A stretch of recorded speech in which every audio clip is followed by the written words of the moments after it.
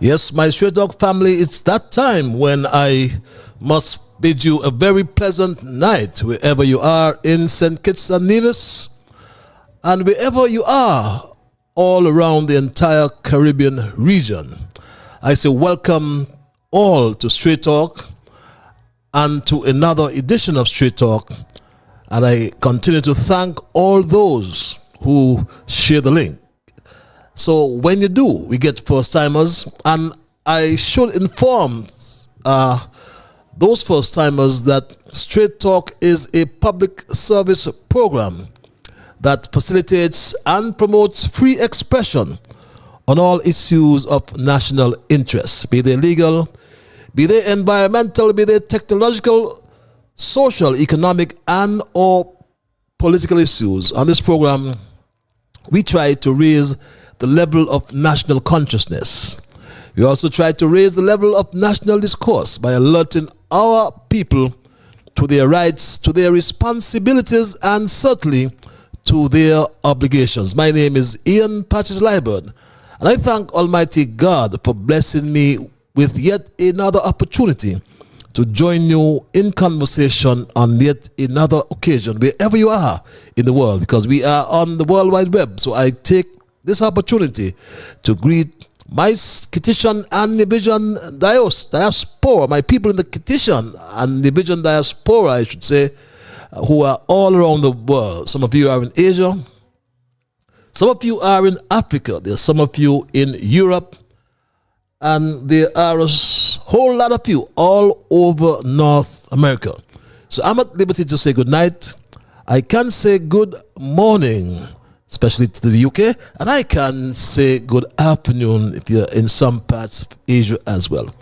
My Straight Talk family, let me first remind you that as your host, I always pledged to remain an untiring advocate of truthfulness, as I'm always reminded of the words of a famous hymn written by Thomas Jackson, Franz Joseph Haydn, and it goes something like this.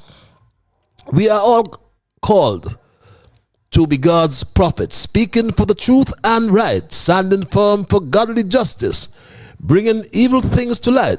So let us seek the courage needed, our high calling to fulfill, that we all may know the blessing of the doing of God's will. So absolutely, my Straight Talk family, nothing is watered down on this program, whether by omission, whether by exaggeration.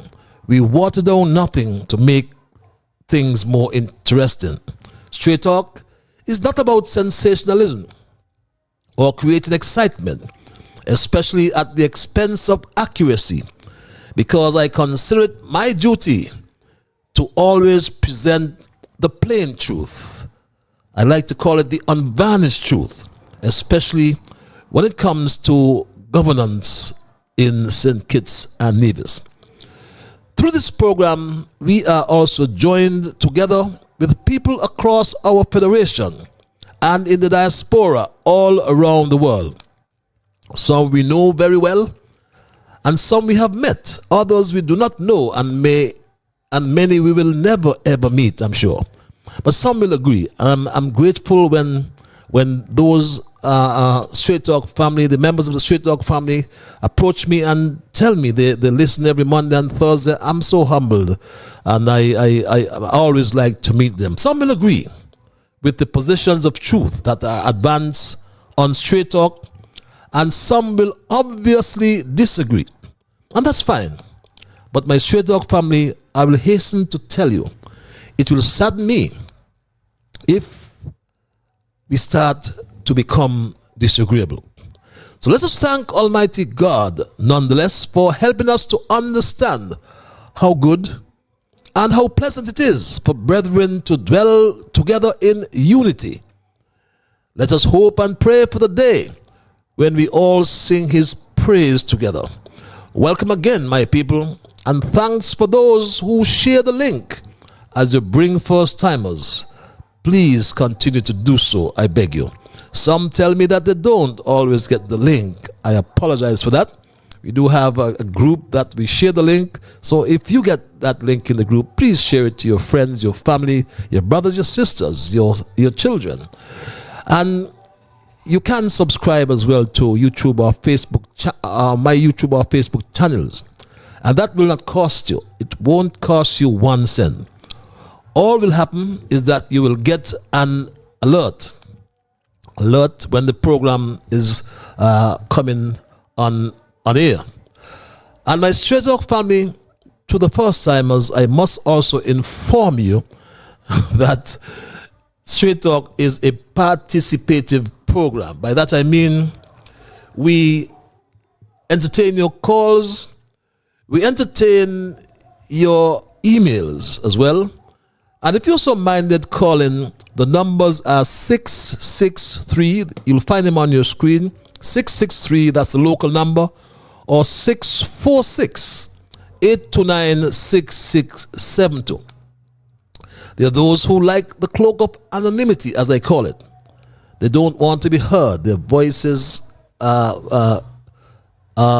if they're heard, they feel that they'll be victimized. And St. Kitts is really, unfortunate to say, quite commonly known to victimize, especially under this current administration. So what we do, we give you access via our email platform. And that address is Straight Talk Patches. That's one word, STRAIGHTTALKPATCHES @gmail.com. I also extend special welcome to my junior brigade, the young brigade, Dwayne, Tristan, Shama, Kevin Hanley, and young Rue over there in the US of A. And I just cannot omit that special lady in St. Louis. And under obituaries, I learned sadly of a passing of a cousin of mine, Julie Liburd, and I just learned belatedly how on earth that slipped me by, but they've been trying to get me via Facebook Messenger. I'm not really a fan of that Facebook Messenger calls and so on. And belatedly, I got this WhatsApp. So I want to extend condolences to the Liburd family over there in Nevis, from Government Road in particular. I was taken aback when I learned of the passing of cousin Julie. I will try my utmost best to get to Nevis as early as possible tomorrow morning. I understand the service begins at 9:30 tomorrow morning. So I'll try my utmost best to be there. And for all those who have lost loved ones as well, I extend condolences to their families. And I always like to remind us that we can say anything, and we are famous of being, the empathetic, sympathetic type of people.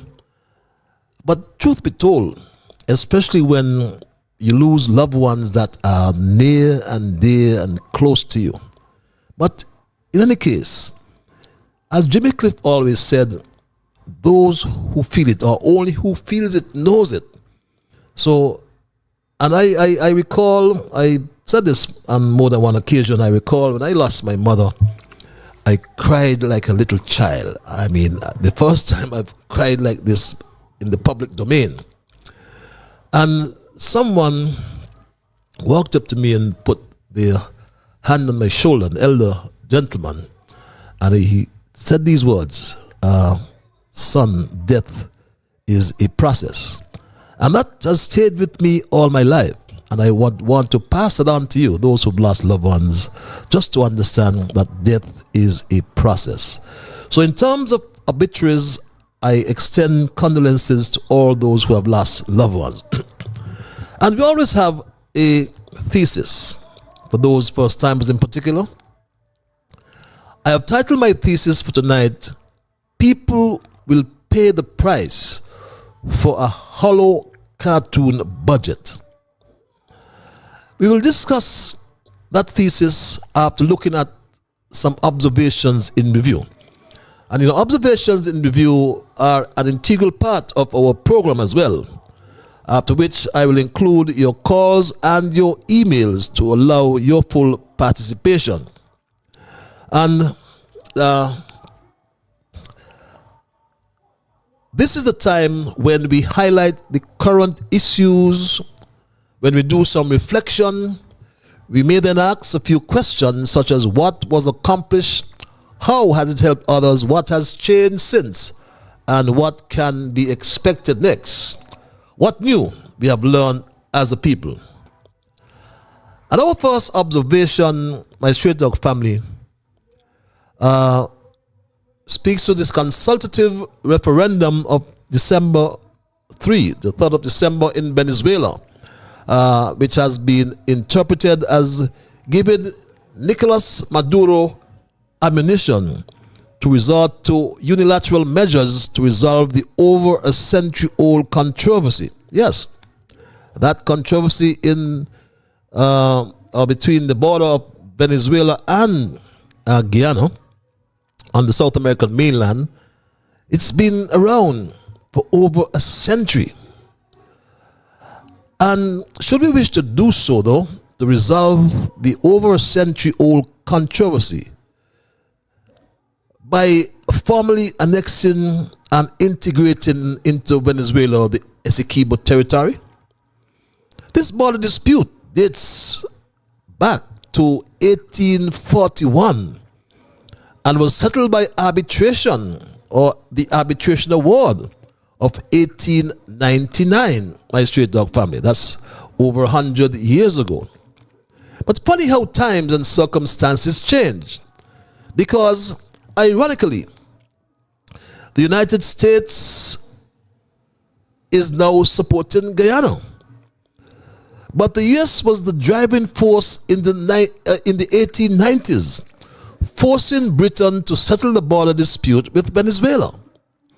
Believe it or not, the US was on the brink of war with Britain for violating their unilateral 1823 Monroe Doctrine, according to which European powers were obligated to respect the Western Hemisphere as the United States sphere of interest.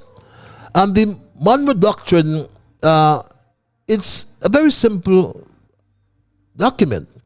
And you can see the Monroe original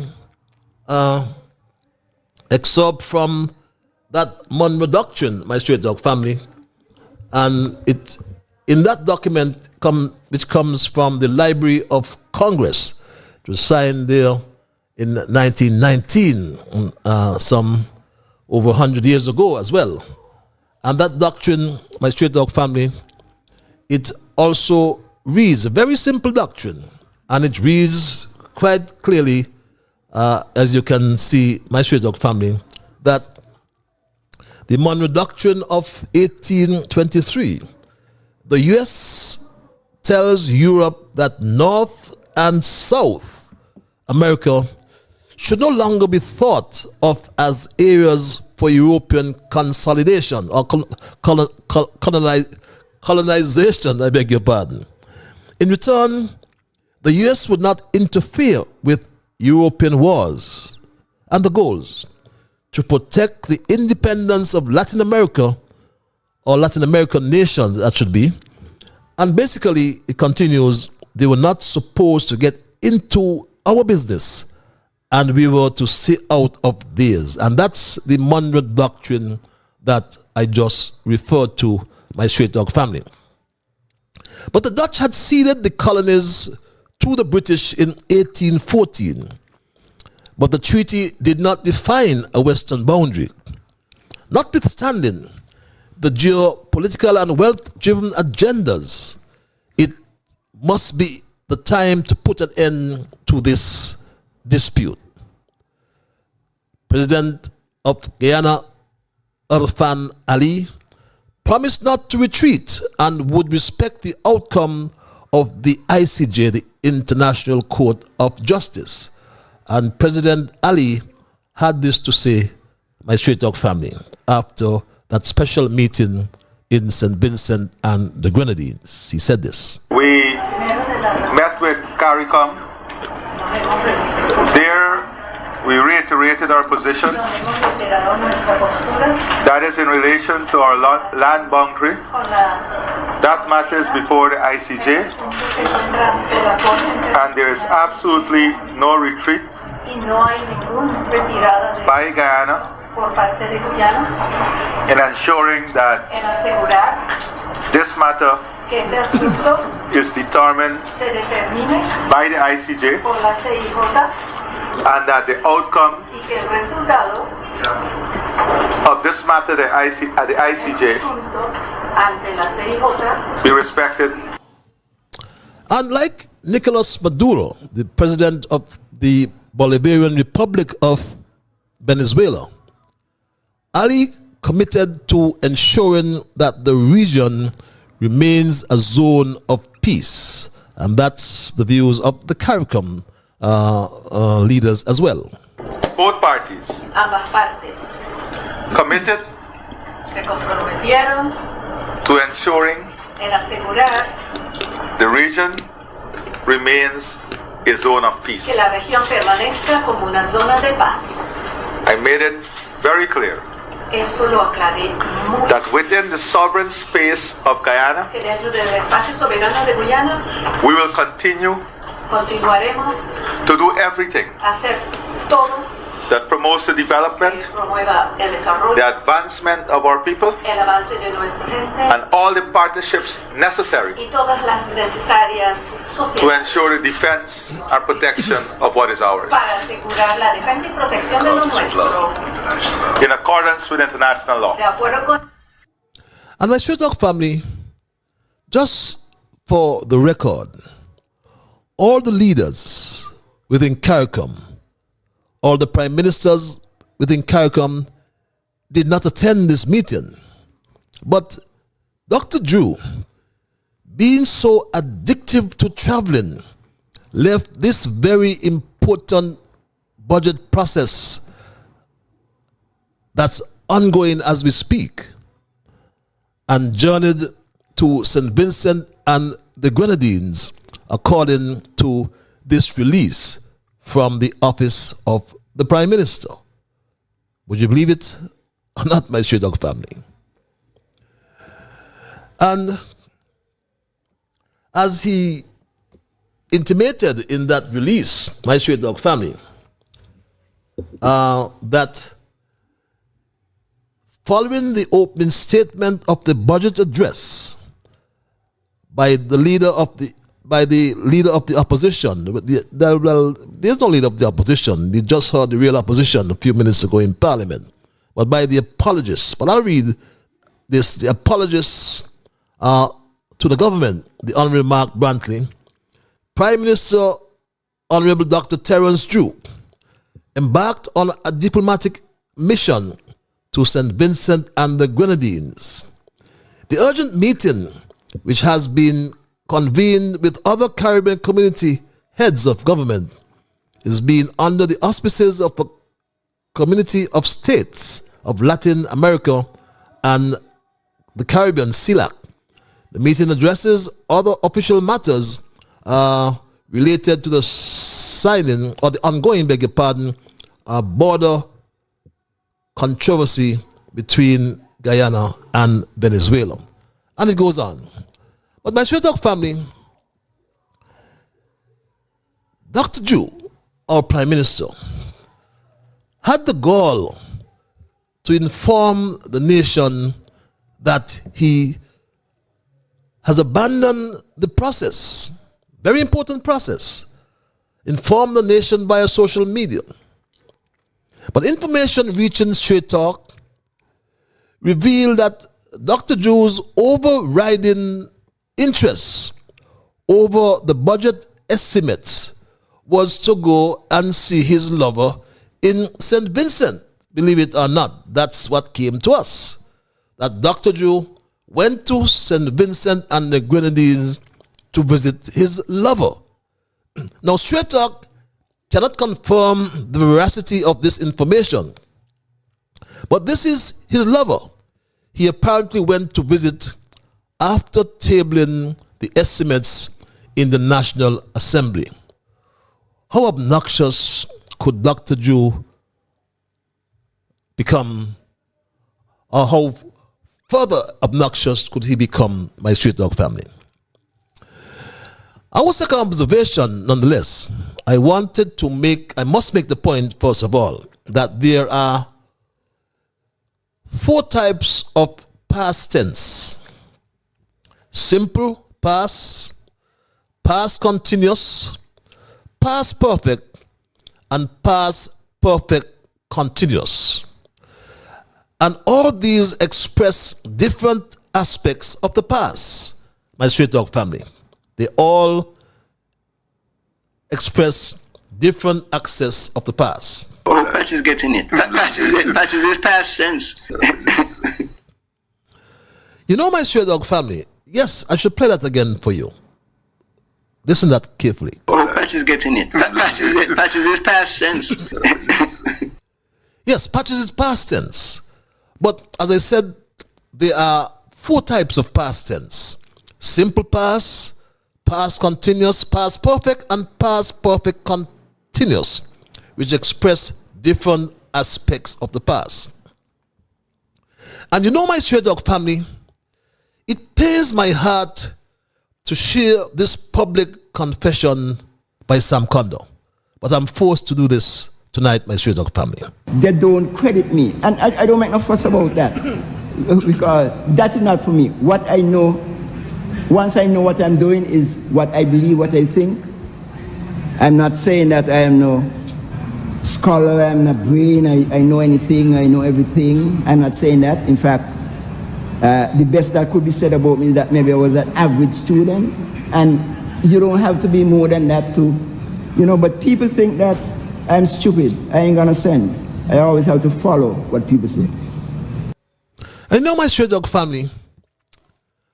I've done quite a lot for Sam Kondo, and I really don't enjoy playing his own confession. But that's his confession, not mine. He made that public confession that people think he's stupid. Now, Sam Kondo spent 20 years as the representative of St. Christopher III, or West Bastia.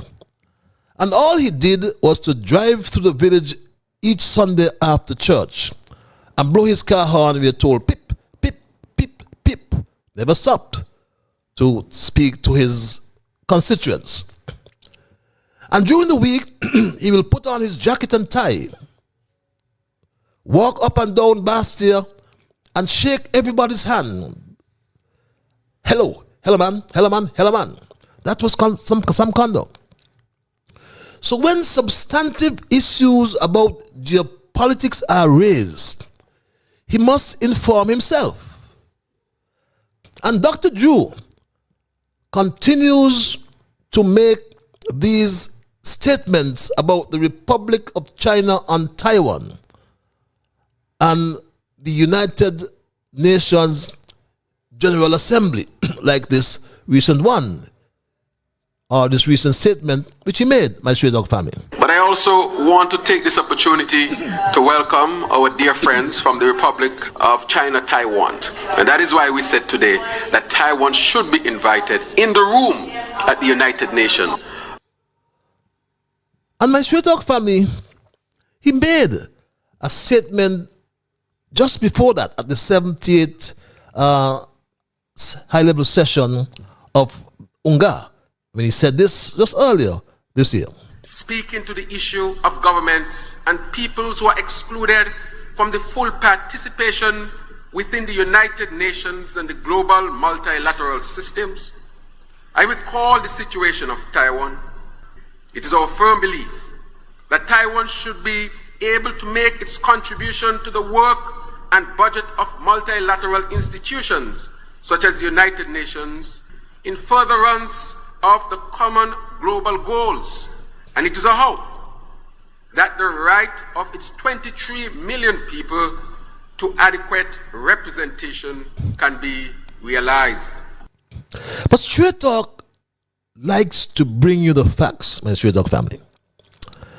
And in August of 2022, in August of last year, Stefan Dujarric, the spokesperson for the United Nations Secretary General Antonio Guterres, said this about the One China policy, or as it is sometimes called, the One China principle. The UN Secretary General's spokesperson had this to say. I mean, the only thing I will say is that the policy of the United Nations on the issue of on this issue is that we are guided by General Assembly Resolution 2758 from 1971 on One China. On October the 25th, 1971, the UN General Assembly passed Resolution 2758, which recognized the government of PRC as sole representative of China. All rights of the People's Republic of China in the United Nations were restored, including their status as a permanent member of the Security Council. And the draft resolution was adopted by 76 votes to 35, with 17 abstentions. Excuse me. And yes, my Stray Dog family, that was 51 years ago, in 1971. Resolution 2758, as you just heard, was adopted by 76 members, with 35 voting against and 17 abstentions. Now today, there are 193 member states at the United Nations. So why doesn't St. Kitts and Nevis move a resolution to get the Republic of China on Taiwan in the room, as Dr. Drew says? That's the only how. Statements like these then are just absurd and simply patronizing, because a resolution 51 years ago has created the current disposition as relates to the Republic of China and Taiwan and its room as it's being referred to at the United Nations. There's no room. The United Nations promotes a one China principle, one China policy as per the resolution. This citizen and many others, my Straight Dog family, understand geopolitics. And these are the facts. And I must admire this particular citizen who said this. At some point, we have to engage in some geopolitical real politics, if you want to call it that. How long do you think that Taiwan and the Republic of China, that standoff will actually remain? Well, most of the other islands in CARICOM, or the other countries in CARICOM, have pretty much made their decision. Yeah, that's correct. We wonder at what point do we stay? I know it's probably a sensitive issue right now, but at some point we're going to have to face it. Yes, at some time we have to face it. And those are the facts. And that is what Straight Talk is all about. We bring you the facts. We're not going to varnish the truth. And it has nothing to do with a bird in the hand. And we have passed the fiscal measure of per capita income.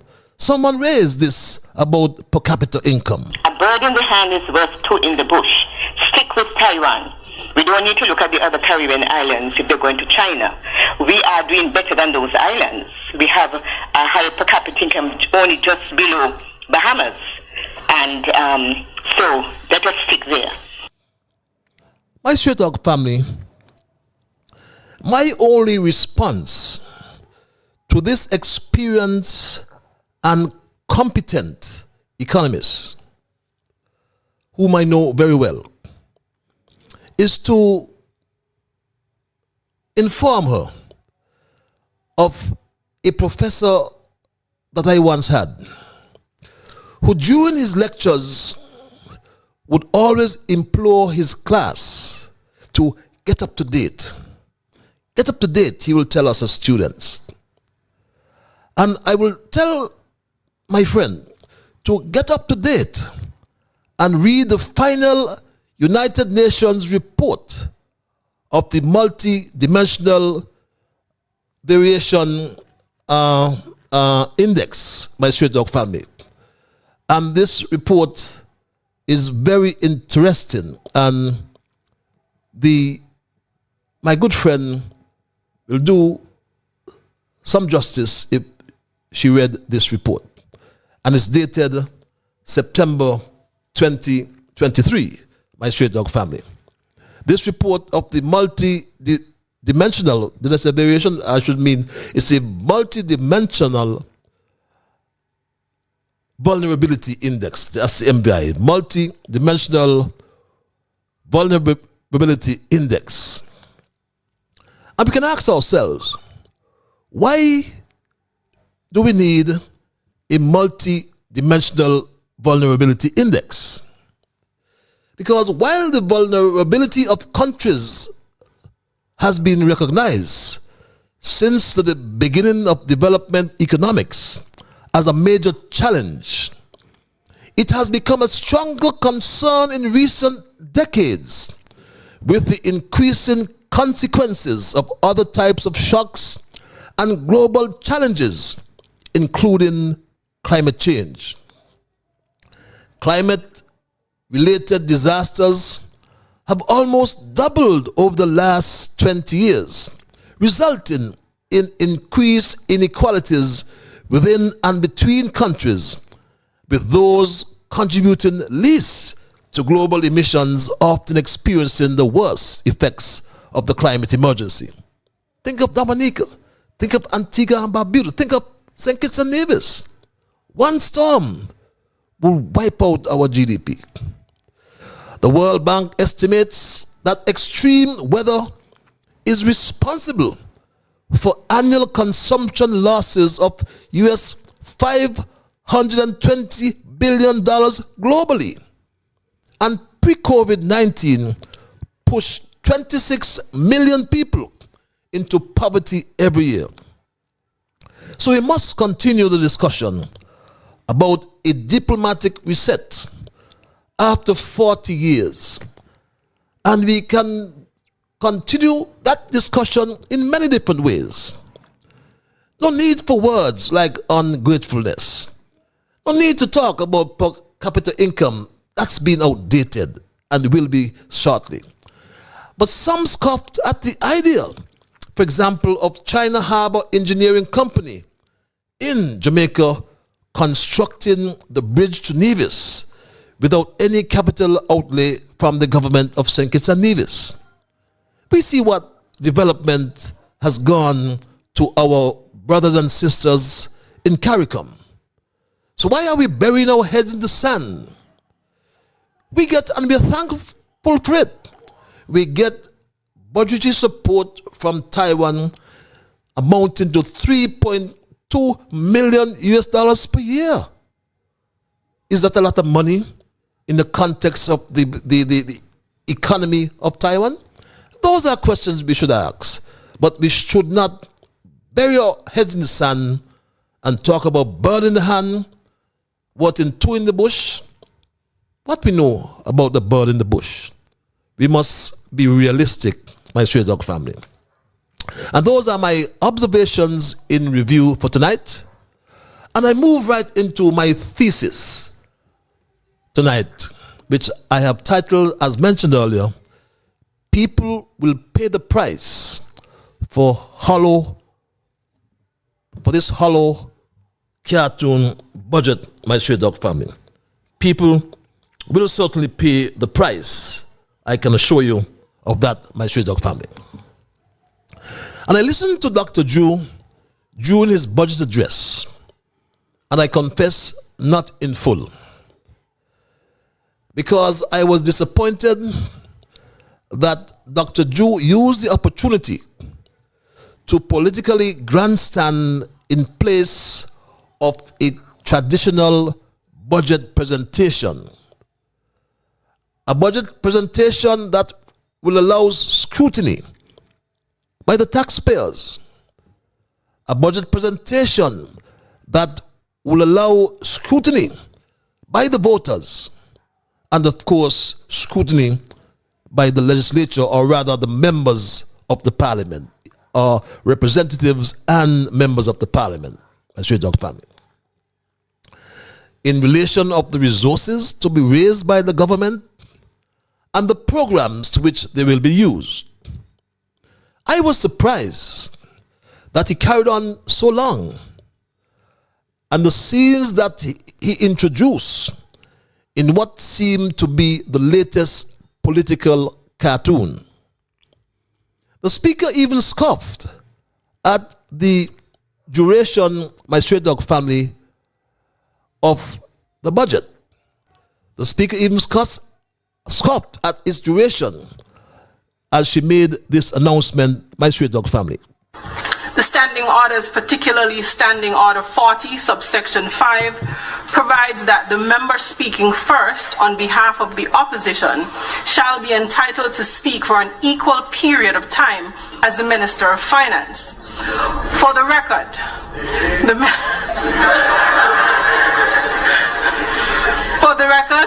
the Minister of Finance spoke for 5 hours and 24 minutes. It therefore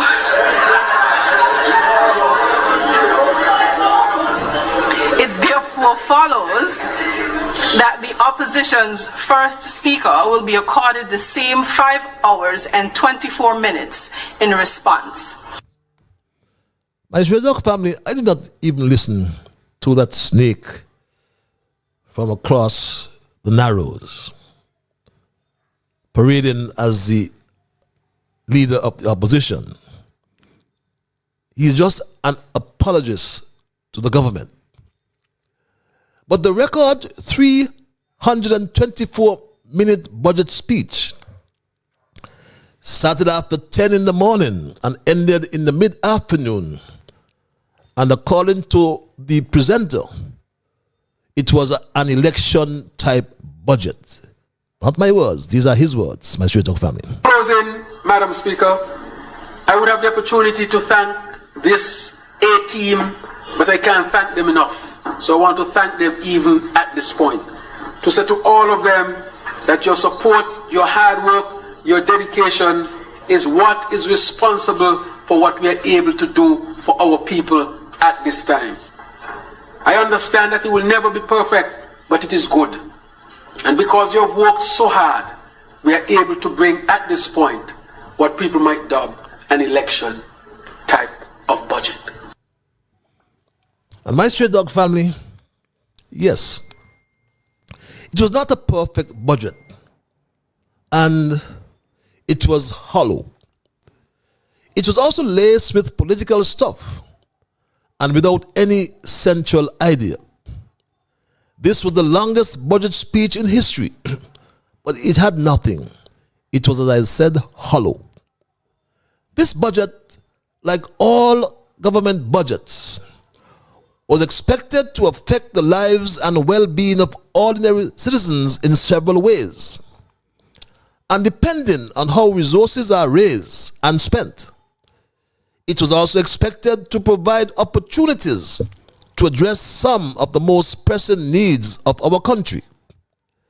These include the reduction of poverty in its many dimensions, a goal that is recognized and adopted by many governments and by the international community, including through the Sustainable Development Goals, the SDGs. In recent years, tackling inequality has increasingly been identified as an important policy objective that governments should pursue, as wealth and therefore power have become increasingly concentrated in the hands of a few rich individuals and organizations. And here in St. Kitts, there is no exception. The SDGs have recognized this through the adoption of a specific goal focus on reducing inequality within and among countries. That's SDG 10, Sustainable Development Goal 10. International organizations have stepped up their efforts in this direction, including those focused on monitoring fiscal policies like the International Monetary Fund, the IMF. In a recent publication, the IMF has warned that excessive inequality can erode social cohesion, lead to political polarization, and ultimately lower economic growth. As a member of the United Nations General Assembly, St. Kitts Nevis presented our first voluntary national review, reaffirming our commitment to implementing the Sustainable Development Goal and share with the international community the institutional arrangements in place to accelerate the achievement of the 2030 Agenda for Sustainable Development in the Federation of St. Kitts and Nevis. And you said this before and reiterated the same in his presentation, my Straight Dog family. He said this before and reiterated this in his presentation as well. We just had the presentation to the UN. I'm sure you all see it. The voluntary national report that was done by the Honorable Congress Maynard, the review that was done by the Honorable Congress Maynard. That was very critical. And that was the first time St. Kitts and Nevis ever presented that to the UN. First time in history. From the UN report, it is well accepted thus far in what we would have presented. That money will go towards establishing the sustainable island state. My Straight Dog family, yes, it was the first time. But there could not have been another time. There was no other time. And Dr. Joe continues to gloat about this first time. But he failed to accept that others paved the way for him to gloat. He must have known this, my straight dog family. Dr. Jew must have known this. He had to. So why isn't he according respect to where or to whom respect is due, my straight dog family? He had to know this, my straight dog family. And don't raise this to blow my trumpet, because I hate blowing my trumpet if you ask me, to tell the truth. But you will glean from the content of the communication on your screen, my straight dog family.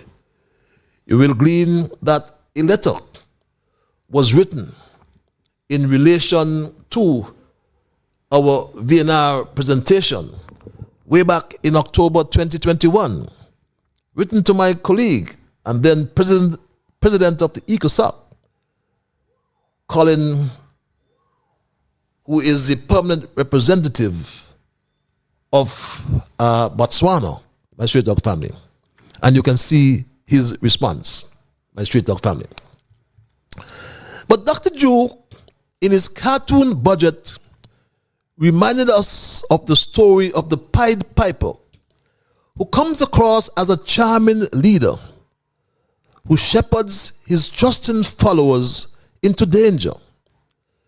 Dr. Jew is the modern-day Pied Piper, I submit, who is someone that enchants and bewitches his people. Then he betrays them all. The federal budget is one of the most important policy instruments of our government. Through their budget decisions, our elected leaders fulfill their constitutional responsibilities, signal their policy priorities, and manage the federal purse. The budget should reflect decisions to tax and spend, to borrow and lend, and to consume and invest. Where are the investors he has spoken so much about? Investors were waiting on this wonderful 18. But those decisions define the size of the federal government and its role in the national economy.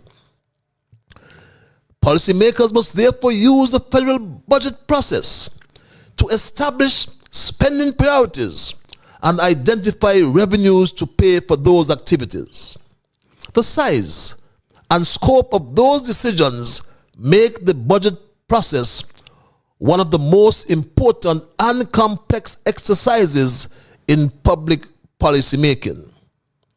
So where does Dr. Jew, the Minister of Finance, where does he find time, my straight dog family, to politic, as he did so, I understand, for most of his 5 hours? We are recovering, Madam Speaker, and it's because of prudent management. That is why we are recovering. Because we opened the country, Madam Speaker. That is why we are recovering. It is because we dealt with corruption. And I'm going to speak about some of them, Madam Speaker. Systemic corruption. Deep. The more you dig is the more you uncover. You can't believe an administration could have been so corrupt, Madam Speaker. Every institution under threat. It hurts when you see tens of millions going down tubes. And you have people talking about programs, when programs were used to thief money. Madam Speaker, don't talk the things, Yes, please. Well, I don't know if that's parliamentary language, but I'll refrain from criticizing the Speaker, whom I love so much. I like her approach to the job, or the way she's handling the job she's doing. I listened to her for a moment tonight before coming on air, and I must commend her. She has or continues to improve. But truth be told, if Dr. Jew continues to raise this point about this forensic report that he has in his possession for over 1 year, he has an obligation, if he has not done so, Madam Speaker, to surrender a copy of that report to your office. Or he even has a bigger obligation, a larger obligation, a more important obligation to release it to the public and to table it in Parliament, or he should shut up. Shut up, Dr. Drew, and stop talking about this forensic report that you have in your possession for over 1 year. It was such a distorted and exaggerated budget presentation, no doubt designed to influence public opinion and try to raise a very poor perception of his ability to manage the country. His explanation about the development bank, crime mixed with the many excuses he made, only helped to expose his continuing failure as a leader. He spoke again about the development bank, which says that he is ignorant of the role of such an institution. He said this, my Straight Talk family. Madam Speaker, Development Bank, $334 million in debt. Yes. The Development Bank, Dr. Drew, is a specialized financial institution that provides medium and long-term finance to the education, to the small business and the agricultural sectors, to name a few. The Development Bank also helped to counteract the cyclical nature of the private financial system. Out of government, he promised a minimum wage increase to $500. But the Pied Piper comes with an increase that still cannot help poor people to buy carnation milk or to buy saltfish or to buy sardine. And he brought us this increase of or to $10.75. Am I correct? Yes, $10.75 per hour. Or, my Straight Dog family, $430 per week. With the promise that by 2025 it will move to $500 per week. My Straight Dog family, I am happy for the workers, very happy. But I'm concerned.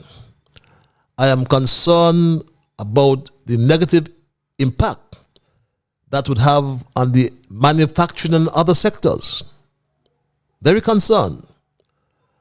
I remember some 10 years ago, it sounds like a long time, I met someone, my Straight Dog family, whom I knew for over 20 years. Was a supervisor when I met her at the time in this particular factory that I would not name. And when I saw the good lady, I haven't seen her in a long time, had not seen her in a long time, and I stopped to give her a job downtown. And I said to her, "You must be doing quite well now." And she said, "Why, Patches, no?" I said, "What you mean? You've been there for over 20 years. And she said to me, "Patches, since the government increased the minimum wage, she has been receiving less hours work. Whereas she worked for 40 hours per week, with the increase, she was working for sometimes 25 hours per week." So I'm afraid, my Straight Dog family, of this disruption while I am happy. So I'm in a state of ambivalence. I'm happy for the workers, but I'm concerned, my Straight Dog family. So Dr. Joe makes it appear that the 2024 budget will boost the income of the poor people. But the increase in the minimum wage does not, underline, will not enhance the purchasing power of the poor people. at the supermarket or grocery stores. But then he lies about the new Basti High School and the money spent over there when he said this, my straight dog family. He said this, and he keeps saying this. I don't know why. Madam Speaker, I have the records. Can you imagine you have a whole school, $21 million, and not a block laid? Those things are painful, Madam Speaker. But my straight dog family, Dr. Jew ought to know that before a block is laid, there had to be an EIA, an environmental impact assessment, had to be done. There must have been a design, or the design must have been approved or had to be approved by the DCPB. That's the Development Control and Planning Board. But you know what, my straight dog family? His Deputy Prime Minister, the slow learner, confessed that he is using the design as he will not reinvent the wheel, according to his words. The slow learner had this to say, my straight dog family, which tells me that a design was done.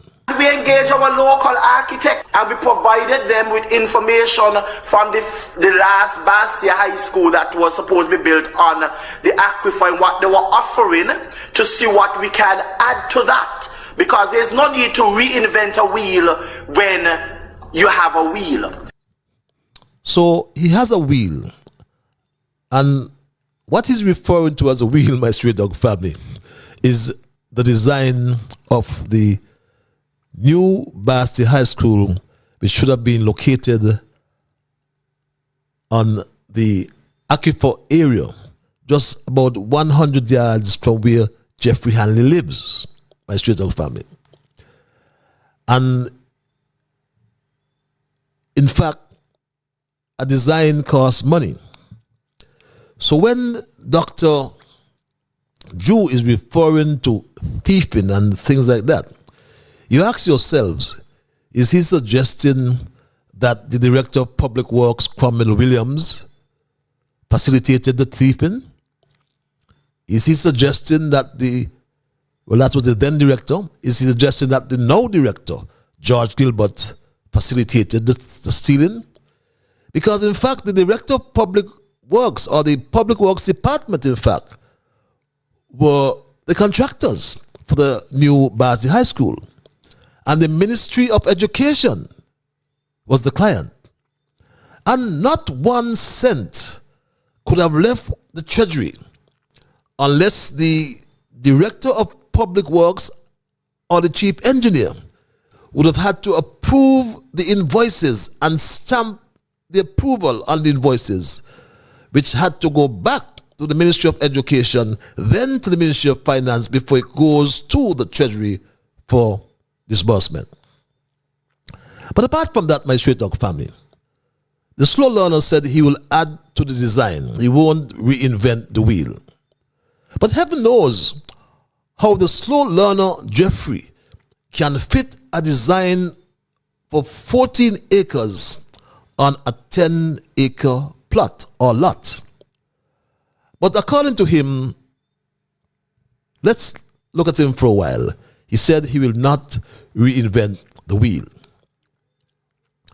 But the slow learner, Jeffrey Hanley, also confessed, my straight dog family, that the original site where he's now intended to build a school is contaminated.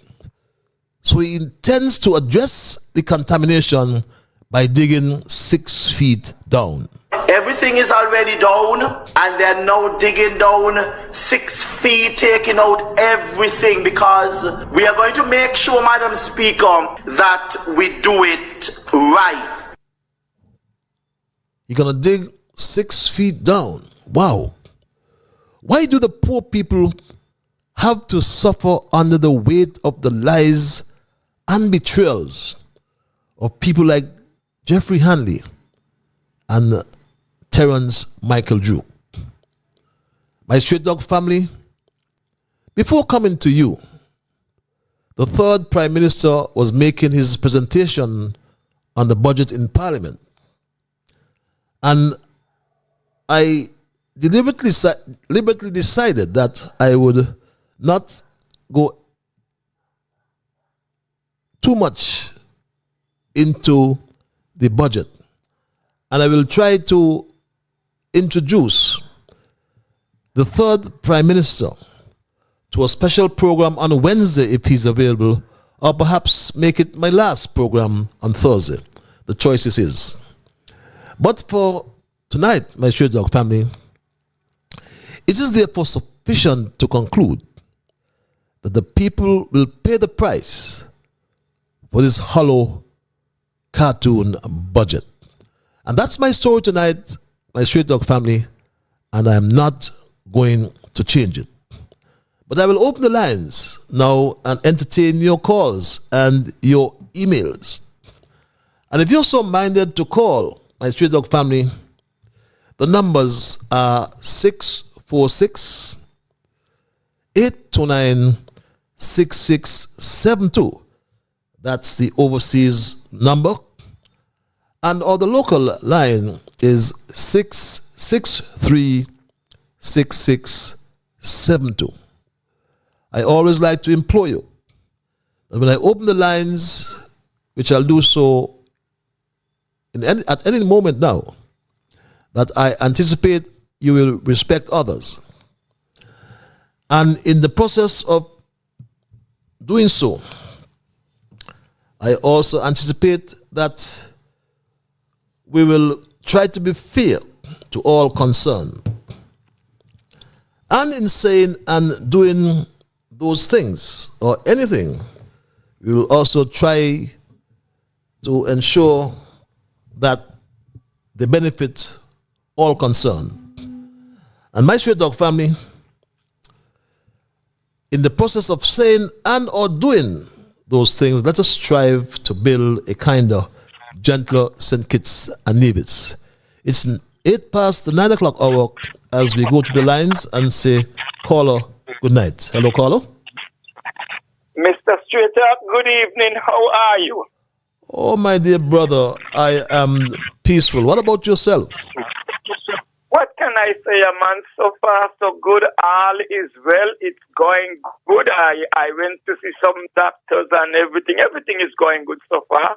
I just got to keep trusting God with everything He do for me. Mr. Straight Up, I was very disappointed when I hear our Prime Minister Commander. In fact, I get the news from ZIZ. And he says like this, oh, I can't remember what it said, but a bonus will be paid. I turned to my nephew and I said, boy, you hear what says a bonus. A bonus can be $2, $3. That's a bonus. That's a bonus. So he began to say, what you say? I said, no, when you give a double, if you get one, you're going to get two. But when you're going to give a bonus is just a little thing you are giving. You don't have no limits. So if you say you give 500 or 500, but do we want more? So right away I said, no, something is wrong. Then you got to explain this thing to me. He says that they're going to get a half a salary this month, and then sometime next week they're going to get the whole salary. I don't know what he was talking about, said that they get half a salary. It's on record. Can you give me some information? Well, before you go, I can explain that too. The government now pays fortnightly, every 2 weeks they're paid. Okay. So they get half of the salary the first 2 weeks and a half the second at 2 week period. So I don't know how smart he is, because he has an advisor. I don't know, and this is his advisor. And his advisor probably told him to pay half. And you had the VAT day. You had VAT day Friday and Saturday last. But he's now paying the other half come the 23rd. That's this weekend, right? Am I correct? That's behind. That's after the VAT. Yeah, right. You know, so What you get is half of your overall salary. So if you're getting 4,000, if you're getting 4,000, you will only get 2,000. You're not getting a double salary. Although his suggestion in his banner says double salary, but that explains it. If I did so, I hope I did a good job. Yes, you did a wonderful job because that was my only thing. I say I have to get a hold of you because I can't understand what he was saying. They're getting half now and they're gonna get a whole salary when next month when the date comes. So I said, listen, I got to get to you. You're a smarter man than me, so you will explain what he was saying, and I finally understand. That's all he have to say. He's confusing, yes, he confused when you will be making this thing big, you're getting a half now, but next week or so you're going to get your whole salary. Anyway, Mr. Straightart, I thank you so much. I will not go no further. Let the people call in and say what they have to say. I want to wish you a wonderful Christmas and hoping that you bell up here or down there. But we got to get together. Yes. See you when I see you. See you when I see you, my brother. Thanks a lot for calling. And in the event I don't see you before Christmas, you have a wonderful one as well. Let's go back to the lines. I want to thank this caller for holding. Caller, you live. Mr. Patrick, good night. How are you, my brother? Good night. Patrick. Yes, how are you, the Bible man? But I hear the second thing. Okay. And God is good. All the time, all the time. Patrick, you have the good God thanks and praise every day. Yes, we do. I agree with you. You do not know when you're going, you know. The wages of sin is death, my brother. Well, I'm glad to say that, but the gift of God is eternal life. Eternal life, that's correct, yes. And he said, sin is a reproach. Yes. But righteousness exalts the nation. That is correct. And that is the reason why. That is the reason why, Patrick, that we're supposed to live with one another. True. That is the reason why we're supposed to look after one another. Because we cannot carry nothing. No. As much as we crave and we pull and we haul. We don't know what time we going. So the Bible says, you come empty hand, you come, and empty hand you shall return. True. But it's one thing. At Hebrews chapter 9, is an appointment unto man once to die. Mm-hmm. But after that it is judgment.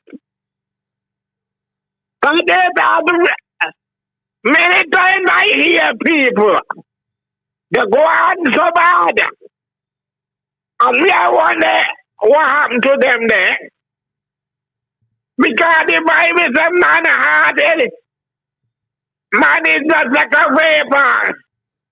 Here for a little time and vanish away. It is time for people to understand. We ain't got our life in our hand, you know? Yep. Okay. So that is the situation, but it is the mercy of God that we are not consumed, Patrick. Okay, my brother. Thanks. Thanks a lot. So, Patrick, have a pleasant night, and I wish you all the best, my brother. You take care. You take care as well, and I wish you likewise, my dear brother. That's the Bible man. He goes straight back to the lines. Caller, thank you for holding. You alive. Hello, caller. Good night, Patrick. Good night, my brother. Hello, are you there? Hello? Hello? Yeah, you're listening to your equipment. Could you just listen to the telephone? Yes, man. Yeah, just forget the So sad to equipment. hear this man, this Betty blow on the hill. But anyhow, I just can't let you know your death count just went up again. Yes? Yeah, man, your death count just went up again. I saw something on, but I wasn't too sure. I don't like to run with those stories until I can confirm them. But somebody died. Yeah, one incident in on road. Wow. Oh my gosh. That's so sad, man. So sad. Oh my gosh. I really saw something on the social media, but I'm always it's so sad to hear that. So that would be 30. They have been in that realm for a long time, you know. Okay, we just learned that there's another homicide in St. Kitts. If that is correct, then sadly that'll be 30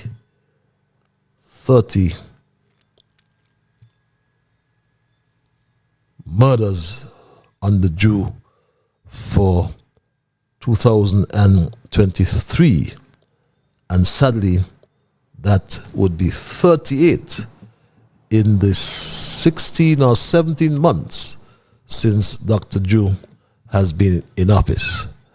And that's not something we like to talk about, but we just have to bring you the facts. Good evening, Sir Patches. Who is this? It seemed to be an old email just coming through from Chicago. How is this just coming through? Or did I open the wrong email? Yes, I think going back. What's going on here? Seem to be these messages have come in. We want back the best, kind-hearted, helpful, and caring Prime Minister in the world, Mr. P.M. Harris. I am a single mother with this email who was getting the $500 on the Team Unity, which was a real help to me, and the Circus Clown Party take me off, say me ain't qualify with this email. Mark Brantley, Evelyn Jeffords, and Deputy Speaker reads this email, taking 2 salaries every month, January to December. They never say too much. How come for 1 month in the year is too much for civil servants? Hypocrites. Love so, no have so, reads that email. And the Shidok family, as I said, I was in fact listening to the budget presentation by the third Prime Minister just before I came on, but I know I'm obligated to come and serve you, so I had to abandon that, and I hope I will have him on this show before the year ends. I'm putting this out to him. Caller, you're live. Okay. Good evening, Dr. Ian Patches. Thank you very much. How are you, my brother? Oh, I'm doing good, man. I'm doing good. I need to see you, though, but anyway. Uh-huh. So sad news that we just heard. Yep. Another one hit the dust. Yes, I just heard some myself. Wow. Yeah, and Honorable Sean mentioned it tonight. He said he hope we don't get another one before the year. Oops. And I don't think he reached Sandy Point yet. And one after we reached 30. Sad news. Sad news, yes. Anyway, Patches, before I get down into that, I want to say something. I want to play back something here for me, because me and a friend had a conversation last week. And I told your friend that as Mark said, as the Minister of Foreign Affairs, he had to go to England, go mop up the mess that the former Prime Minister left up there in Gatwick. And he said he didn't hear it. I said, yes, he said it. Well, anyway, he said he was going to call Mark and ask him about it. And then Mark said that he didn't go. Because my friend did not tell me what Mark said. Because when he called, I was doing something and I tell Joan to pick up the phone. And he tell Joan that Mark denied that he said he went to Gatwick Airport, go clean up. So I want you to play that clip tonight before you go. Let the friend hear it for himself that the snake in Nevis is to lie. But he joined the lying team, so he can't help. Now, Patrick, I ain't even studying the 5 hours and 20 minutes. What a joker say he going to talk in Parliament. And I hear the Speaker of the House tonight said that each speaker allowed 90 minutes. And if they need more time, well, the votes will give them the time. You know that. Yep. But look what happened today in Parliament. Tonight, I want to say to that boy from number 3 who would not finish his song. He gone in there to be just nothing else but an upsetter. He going to look, he is the leader of the Labour Party. That he knows best of everything. Everybody talk, and Sean and Dr. Harris, when they're speaking, he's the only one, and the lady from, the lady Clark, want to get about on a point of order. Congress gone in here to disturb Timothy and Sean. That is his purpose. And the lady too following him. That is all they're doing. And if they got to continue that way in this country, there will be no peace. Because everybody has the right to speak in Parliament. And they do not have no right to get every minute a point of order. And the point of order is negative. It's not facts. So you could see what their purpose is. Well, if they one must speak, and nobody must hold the foot to the fire, that every time the two opposition people get up to speak, they're going to interrupt them. Well, we're going to have to do something on the street. We're going to have to protest and march every day, as often as we could, and show them we're going to tolerate them foolishness. And then I heard the speaker correcting Dr. Harris, telling him, no need to go back to something what happened 20 years ago. She can't tell nobody in there how they want to go back. You have to go back to bring forward, to show them where something went wrong or something was done right. She and all boys, and I don't care what they think about me. That Parliament is running like a hard pen, not a civilized Parliament. And we got to do something to correct that. Because they gone in there, and all of them gone in there to tell lie and try to prevent Dr. Harris from standing up and speaking what he has to speak. And the same thing is Sean. And that snake ought to be ashamed of himself. He's supposed to be over there with the trade and speaking. Look at him. He come on and he talk long, and he done and he gone Nevis. He want to hear nothing. He is nothing but a political opportunity G-string for you. That is, if I get back, I'll come back. Good night, Mr. Straight Talk. Let me see. And Slide Wine. Let me, are you there? Yeah.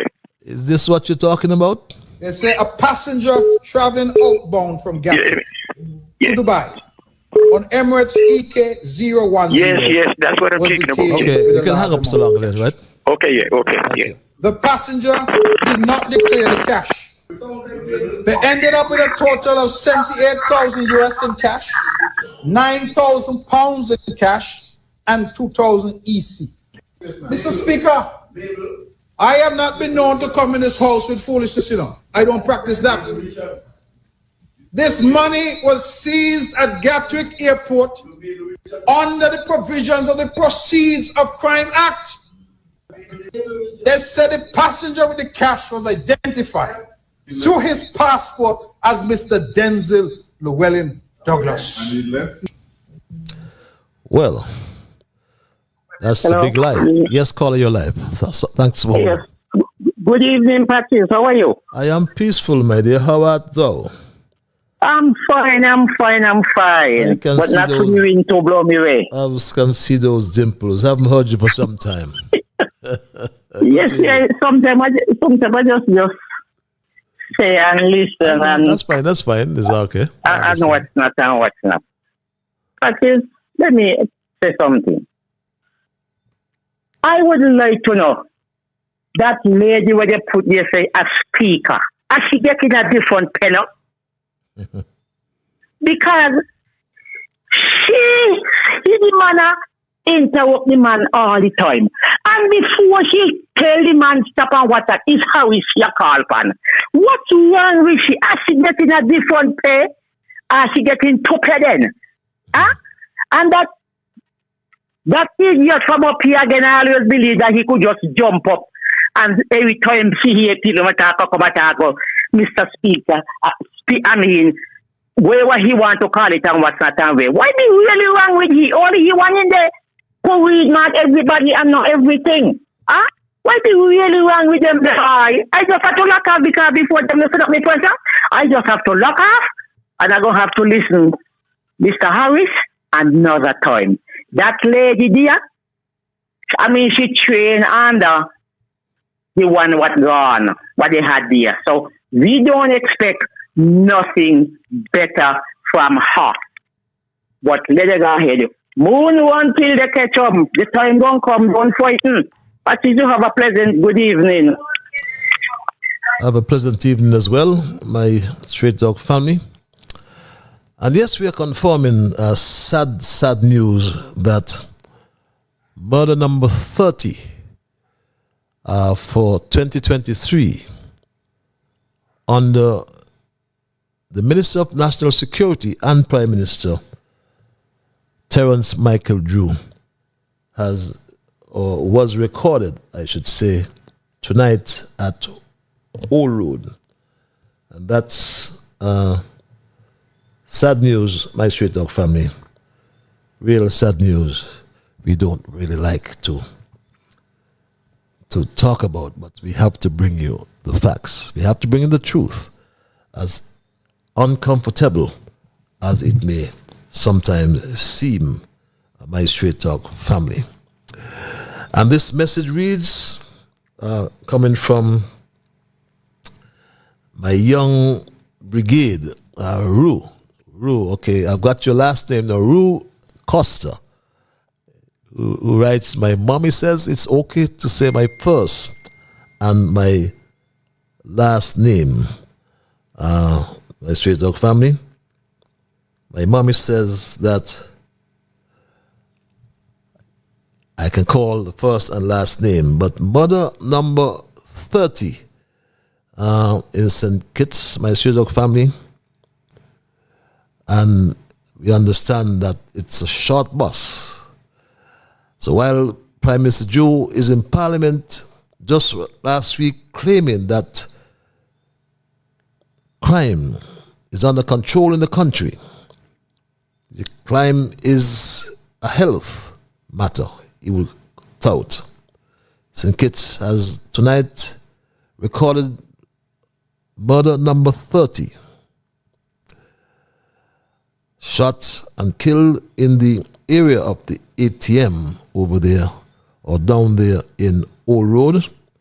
And we really empathize with those who have lost the family of the victim, I should say, my Straight Dog family. And that's not good news, as I said, my Straight Dog family. And you may have joined me late because we had to make a choice. We were listening to the third Prime Minister. As a matter of fact, I had to abandon what I was listening and to come to Straight Talk, our commitment we have to, especially those in the diaspora. And I will try, trust me, I will try to see if we can get the third Prime Minister before Christmas, either on a special program, my Straight Dog family, either on a special program or my Straight Dog family or on Thursday, we can see if we can have the Prime Minister on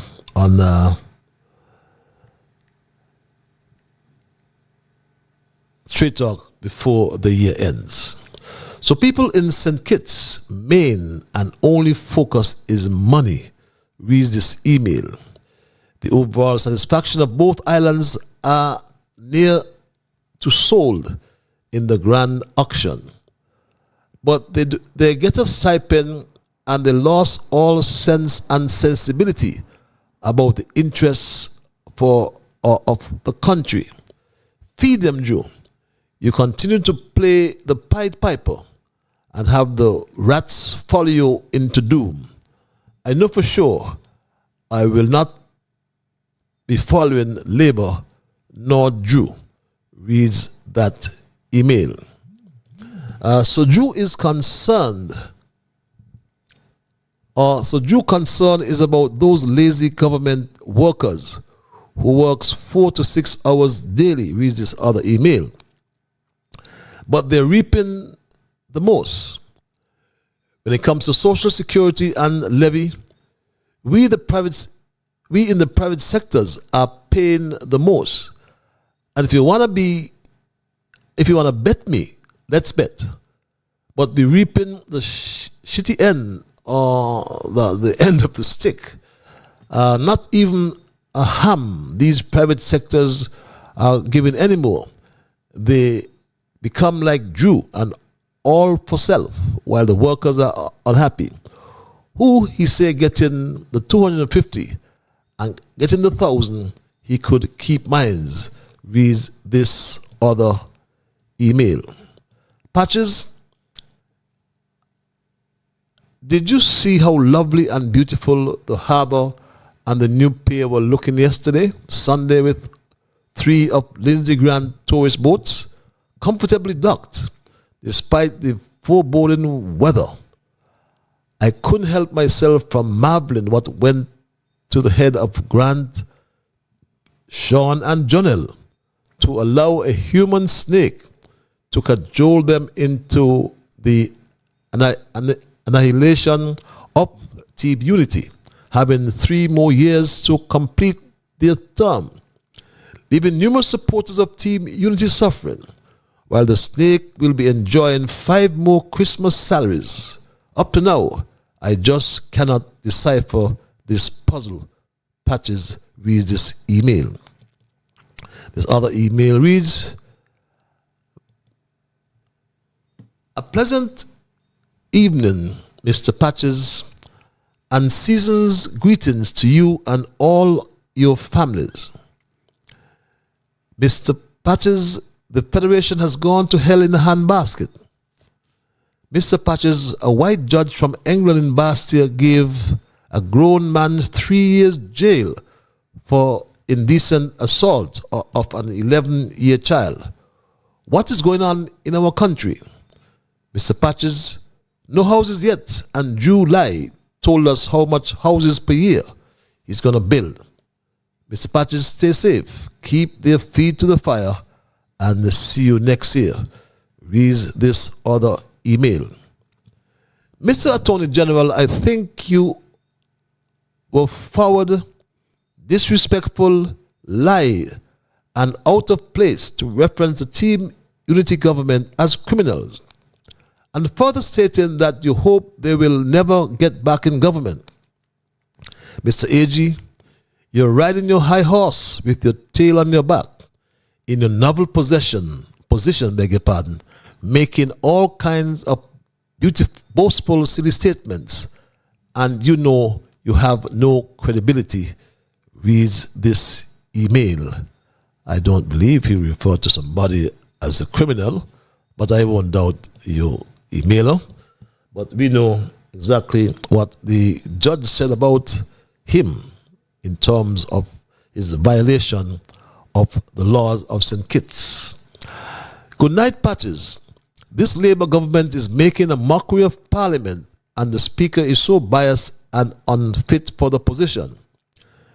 Look at how, for almost 50 minutes, Congress and Joel interrupted Dr. Harris, and the Speaker, instead of giving the member extra time, even 50 minutes, so put it to a vote.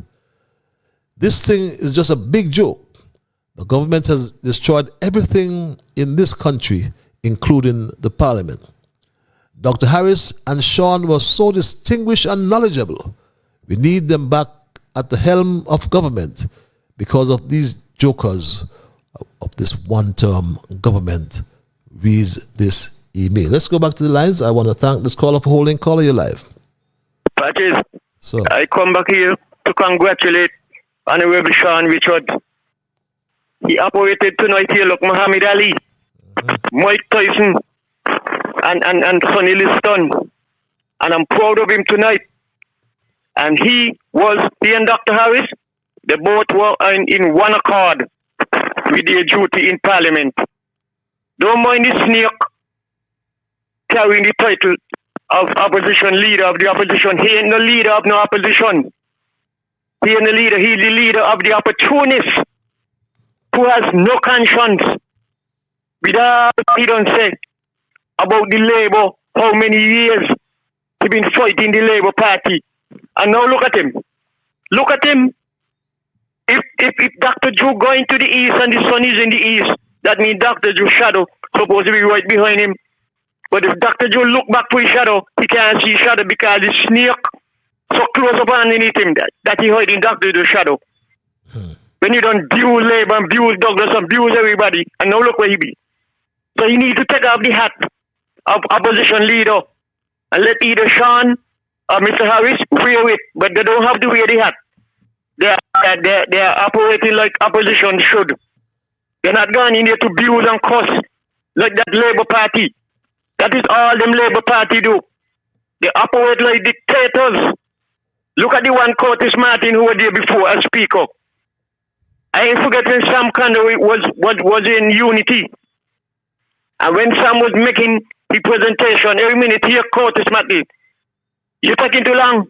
Sit down, sit down.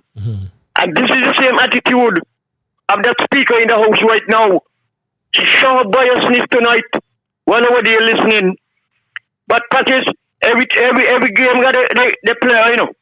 Me, culture here could not be in a parliament in there, you know. Otherwise, that will break up. Because if they don't get to speak and they interrupt that boy from camps who don't know his place, big lawyer, but he ain't come from Tartolo to work for the government and for the money. He come to help the country. And I couldn't speak if I was a parliamentarian in there. I would not have sit down. Since they don't want me to speak, I will stand up and chat and lay mash up right there.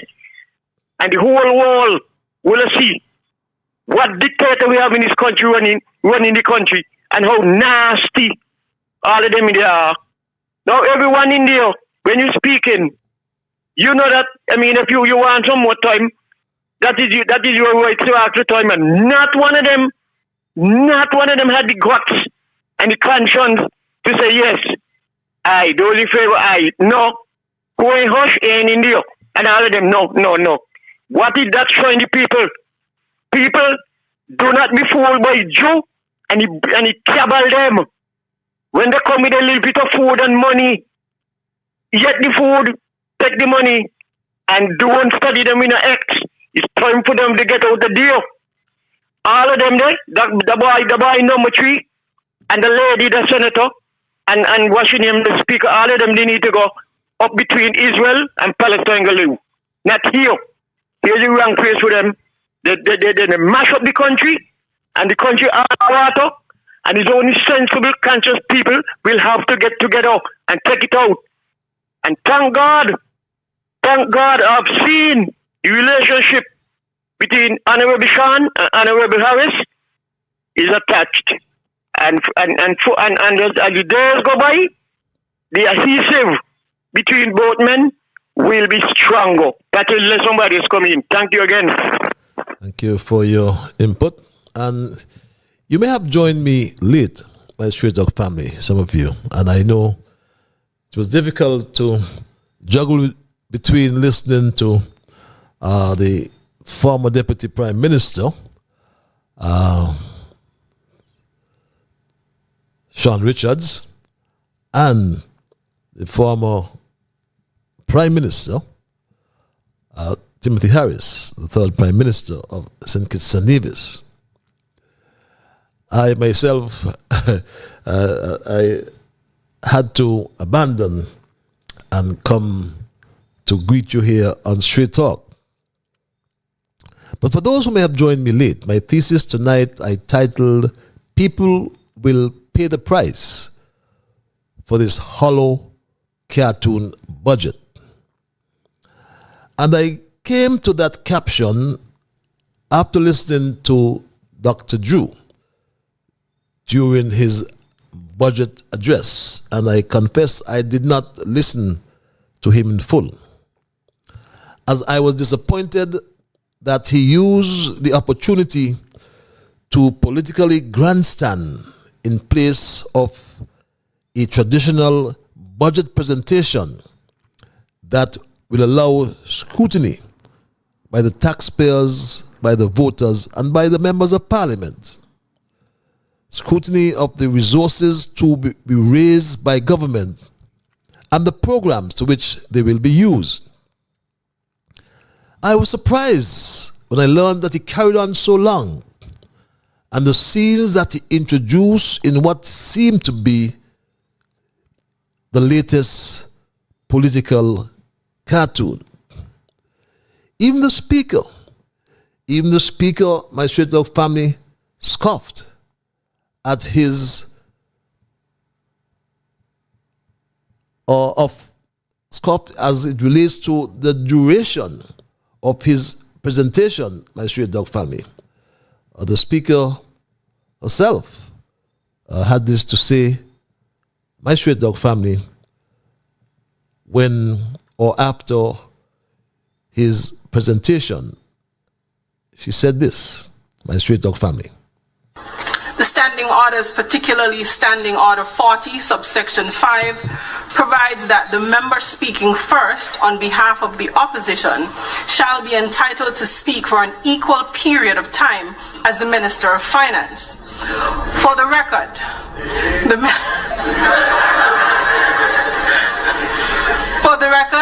the Minister of Finance spoke for 5 hours and 24 minutes. It therefore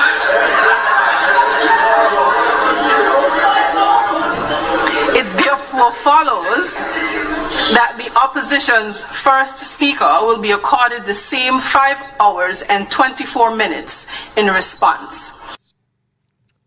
Yes, and it was a big laughing matter there in the National Assembly. Imagine a record 5 hours and 24 minutes, 324 minutes, or a record 324-minute budget speech, which started sometime after 10 in the morning and ended in the mid-afternoon.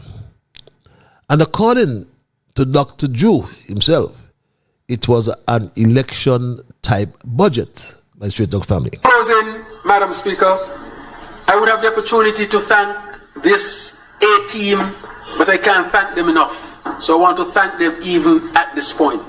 To say to all of them that your support, your hard work, your dedication is what is responsible for what we are able to do for our people at this time. I understand that it will never be perfect, but it is good. And because you have worked so hard, we are able to bring at this point what people might dub an election type of budget. And my Straight Talk family, I'll get back to that discussion after this email, which reads, Mr. Liban, the Labour ministers tonight in the House refused to give Harris the extra time to complete his debate. All the others were given half an hour, but they all voted no to give Harris extra time. The Madam Speaker ought to be ashamed of herself tonight in the House. She was very biased and one-sided and unfair to Dr. Harris, reads this email. And to continue my Straight Talk family, for those who, again, may have joined me late, because we had to juggle, I understand, between the House and get into the program. I myself had to do some juggling But I'm going to invite Dr. Harris to this parliament, either Wednesday or Thursday, whichever night, if he so desires. I'm going to give him the first right of refusal, because our final program, as I said earlier, would be on Thursday. So if he wants a special program on Wednesday, then we have no objections here on Street Talk, my family. Let's go back to the lines and say, caller, you're live. Hello, caller. Yes. That is me again. How are you? Me okay. Patches, you hear how there is? You hear how big people going on in the house? When the speaker says she attack all of them in the society, I go on like them dung tongue boy fish. And what's that? You hear them there? That's what thinking people them put in them there for? Huh? The speaker, I don't know what to say about her. But she ain't have no call up there on top of the throne. She ain't ready yet. She look up even worse than Curtis. Could train her. She boyos. But then I want Harris to talk, to tell the truth. Bring him on your show. Let him speak the truth. Let him come on top of your show. Come stop him from talk. Them idiots we put it, they got to go in their government, in their childish idiots they be. Idiots they be. They be no sensible. As you say, I come back to you. Yes, I can feel your pain. I listened to a part of it before coming onto my program, and there were so many interruptions, and the points of order raised by that one who can't finish his song. And to say that the board was not privy to the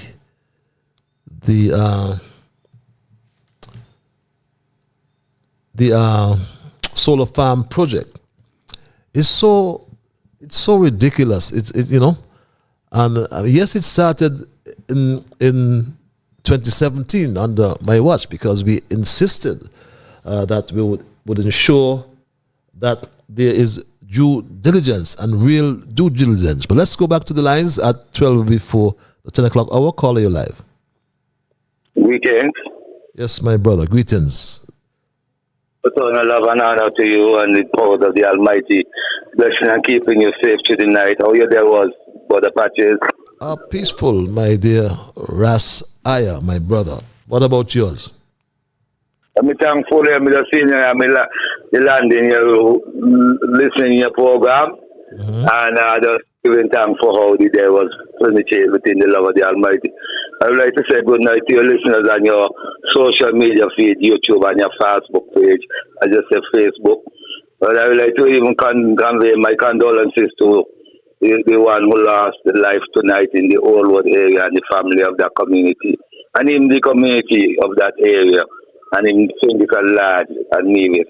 We need to start giving a better emphasis on how to deal with this crime and violence. I realize they say all hand on deck. When we look at it, only a few selections are being formulated at this all hand on deck approach. So this is my quarrel in this administration and even the farm administration, because I realize these things they only look between when people who like jacket and tie who go into church service could be making changes to these concepts that we are facing as a problem in crime and violence. But we say no more, because we voice need to be heard on these kind of issues that are played upon our people, and especially on the young ones there.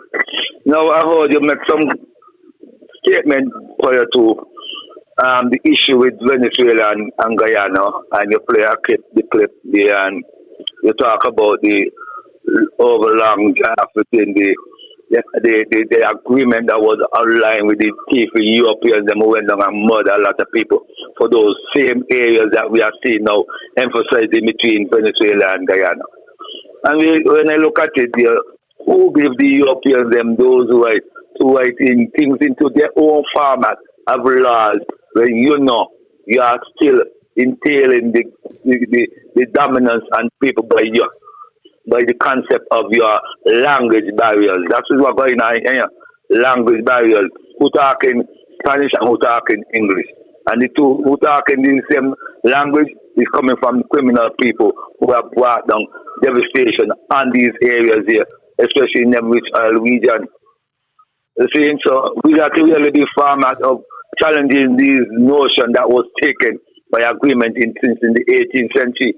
Because that's what this today. We're finding that the same people who are living now in this neighboring area, they're having a dispute because one want more territorial control over the next, and the next one saying they're defending the sovereign right and the indigenous right of the area. You see? So these are the considerations we want to understand. We have to be formally going within a discussion because Gonzalo is a proper notion, because Gonzalo only do it for a political mileage.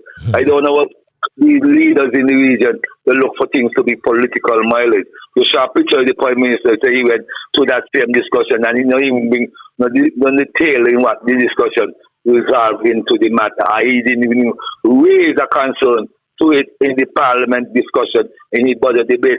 And one thing I would like to ask you about the parties. When a leader is making a presentation about the budget, he or she is supposed to give the overall draft of what the budget will entail for 2024, what is leading up to the spending?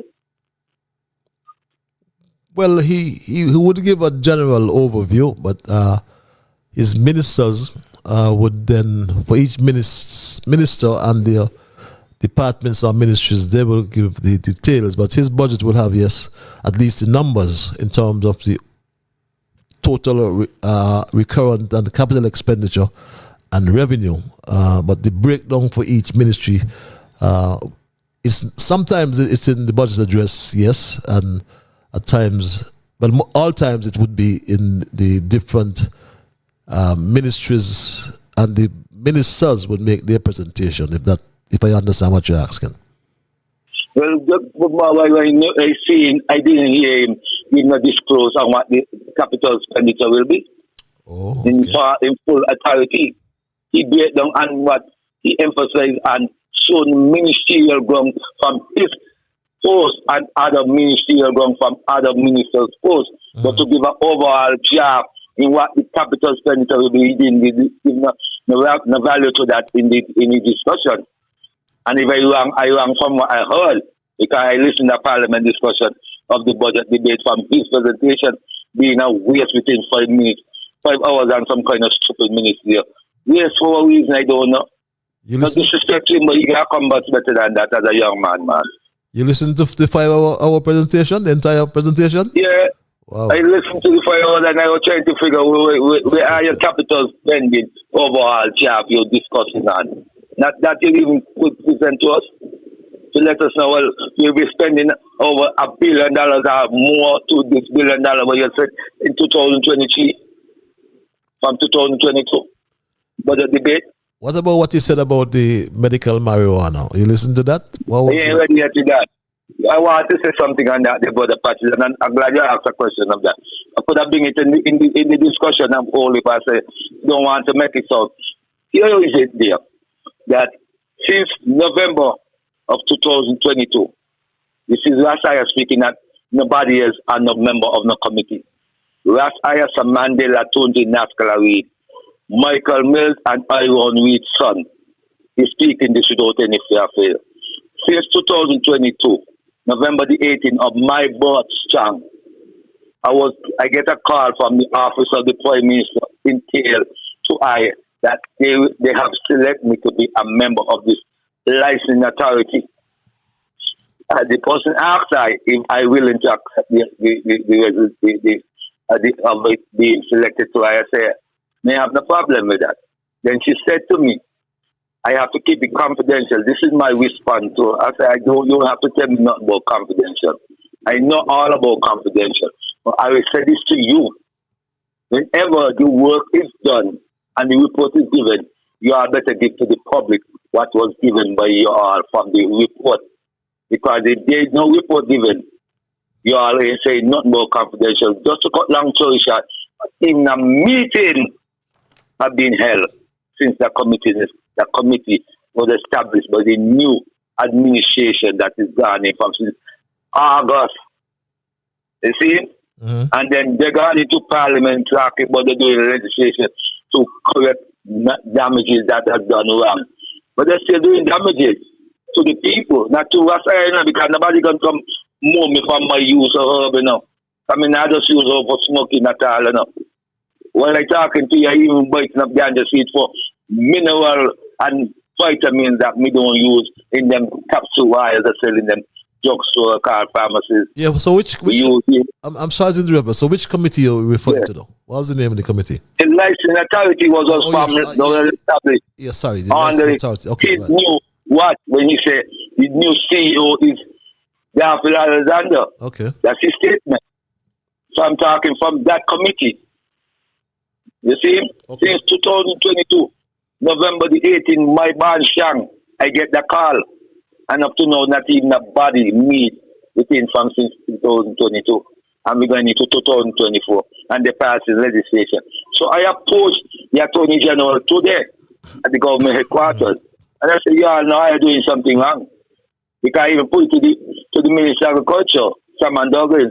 And I said, I am going with this motion saying I'm going to create an industry. And you all set up an office properly for the licensing authority to operate. So they had to go into Parliament to legislate this year so the office could operate like that. I said, no. The office could be operation and the legislation could go because the office is what will be tailing the faction and the report based on what we're going forward in doing this general work. Okay. But all I would like to say here is time now we people be properly educated about what we're dealing with this industry. Okay. Because if we continue in this way, and as I tell the AG and the Minister of Agriculture, if I continue this way and going forward like that, I will say 1935 bucks is what is it? It's not going to be like we are walking the street with anything here. We're going to burn down the whole of singles and news with the wickedness we go around here. Because we can't take no more sufferation. Up to now, they know gone into Parliament to appeal all the damages that's done to people who have been faced under challenges of using the herb. They know doing that, but they're appealing for their own convenience. May the practice, may the love of the Almighty guide you humbly here. I take that to mean though, burning down your ganja or your weed. No, I'm burning down the system. Oh, the system. Okay, my brother. And the system may come burn down, literally, come. System. Okay. But me just say it's time now to educate people properly because we continue down this road. We don't have misconception. Yeah? Okay, my So give thanks for letting I give my voice out. Because me not fear that once it's time to that. So give thanks. Bless you humbly. Give thanks, my brother. That's what New Tongue is all about. The New Tongue comes out in your caller. I want to thank you for holding your live. Hello, caller. Hello. What's up, my beloved brother? Greetings in the name of our great African ancestors, especially Queen Nzinga and King Garvey. Blessed evening, my beloved African brother. How are you? I'm peaceful, my brother, and a blessed evening to you. How are you and yours? Good, brother. Good. All is well with me and, my immediate family, but all is not well with our people, especially in the Federation of Liamiga and Owali. Brother, let me say, with this evil empire that is dear in Liamiga and Owali and that animal farm administration, brother, is a damn shame and a disgrace. Come on. You want to tell me that boy from Monkey Hill who used to masquerade as this Pan-Africanist and the way the boy is behaving now, like he's some modern day enslaver of his own people? Come on. But people need to just stand up and put this evil empire in their places. Have a right that Anywhere there's injustice, there's oppression, people have a right to stand up. And I hope in the coming year, 2024, the people stand up and shut the damn country down, beloved brother. Shut it down by all legal means and bring this evil empire to its knees. Because it's a shame and a disgrace, man, when people, black faces, putting down pressure on their own people. And their own people. And then they try them say, oh, they used to be with the Nation of Islam. They used to say this, say that. And even the masquerade, the Rastafari movement and all kind of things. And now, in that position, kind of oppression is putting on people who look like him. Come on, people. Open up your eyes. Open up your eyes. Don't be blind politically. Political affiliation have nothing to do with anything. Your race is first and foremost, and your liberation is first and foremost. And nobody, whether they're pale skin, yellow skin, brown skin, black skin, is supposed to accept no down pressure from anyone, especially people. Okay. Black faces. Beloved, it's a shame, man. Our people need to stand up. Stand up. Stop being coward and stop being damn afraid. Okay. Come on. This is 2024. Brother, give me a minute, man. I give you 30 seconds. It's just ridiculous. It's just ridiculous, man. And what they say, I can't do another homicide again? Yes, yes. But look at that, man. That's what, 29 for the year? 30. To 30? Yeah, 30, yes. Sorry. 30, because 29 was December 10. Come on, man. Well, we don't care about our young people dropping like flies, so we used to be the boy from St. Paul's. Come on. Okay. Come on, brother. Let us love our people, man. And let me say, stand up, and be strong African warriors and warriors. Brother, thanks again for hearing me. Keep up the great work. And Africanism our perish. One love, my beloved brother. One love, my brother. Always good to hear your interventions. I want to thank this caller for holding caller your live. Hello, caller. Good night, my dear beloved brother. Good night. Yeah, good night. Could you turn the equipment down? Yes, you don't. I'm Hannah. Oh, that sounds like my sister. Yes, how are you doing? I haven't heard you for a while. I'm right here. Yes. Good to hear. Our parliament is like a fish market. It's like a fish market. A pint of order lasts 20 minutes. Congress got up and chat for about 20 minutes every time he interrupts. Minister Harris. Minister Congress Maynard speak for 15 to 20 minutes on a point of order. That never happened yet. They need to go back to Parliament and find the rules. That ain't right. And you mean Dr. Harris, Honorable Dr. Harris, couldn't even tell the people. He couldn't even greet the people and tell them Happy Christmas. And present New Year, but they come. Nothing. Because the boy speaker, she hit him and she kicked him all in the face with the boy face. She ain't ready yet. She not ready yet. You mean to come tell me? He was a point. Oh, the other one when nobody vote for. Come talk about that happened 20 years ago and they can't talk. So how we don't win the point? He got to bring the past and the present together. That's why they're educated. They have degree. How you gonna get a point across while you're not gonna bring the past and the present together? You must bring them together. What is the problem? What is the problem? They're counting the days.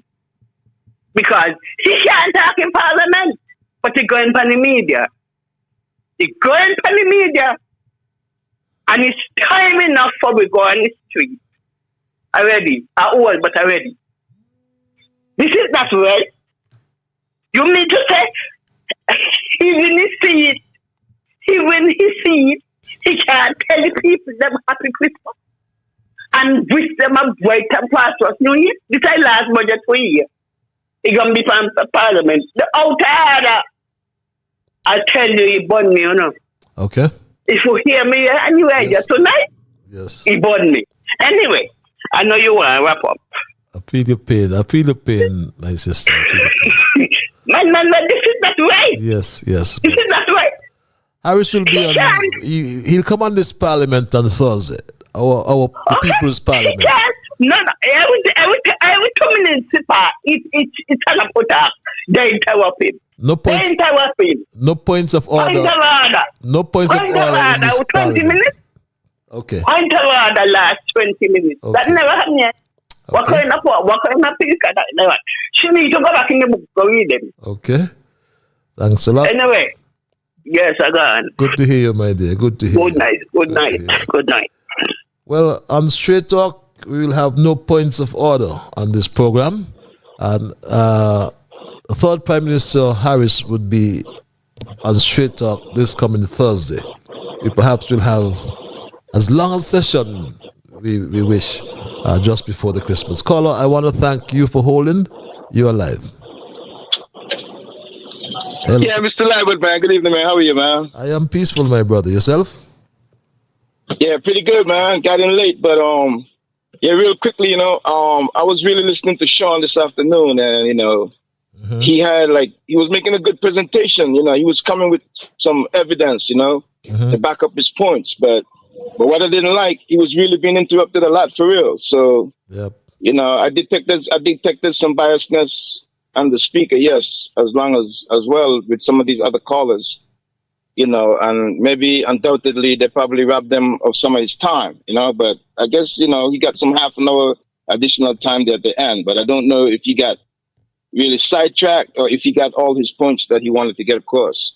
But, you know, one thing I like about him, you know, he seems like he was prepared. So because he was presenting some evidence, you know, with some of the projects that was haltering, and stuff.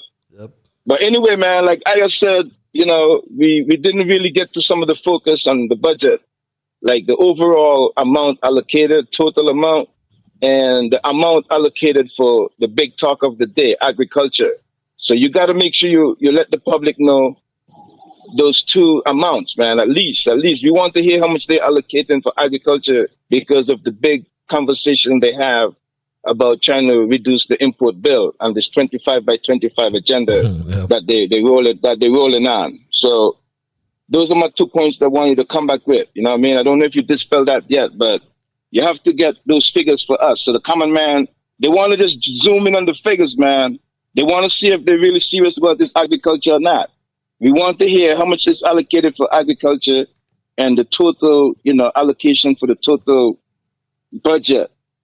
The big figure, total figure. Okay. Different than that, man. I want to put in a quick plug for myself, man. You know, there's a guy named DJ Marisha.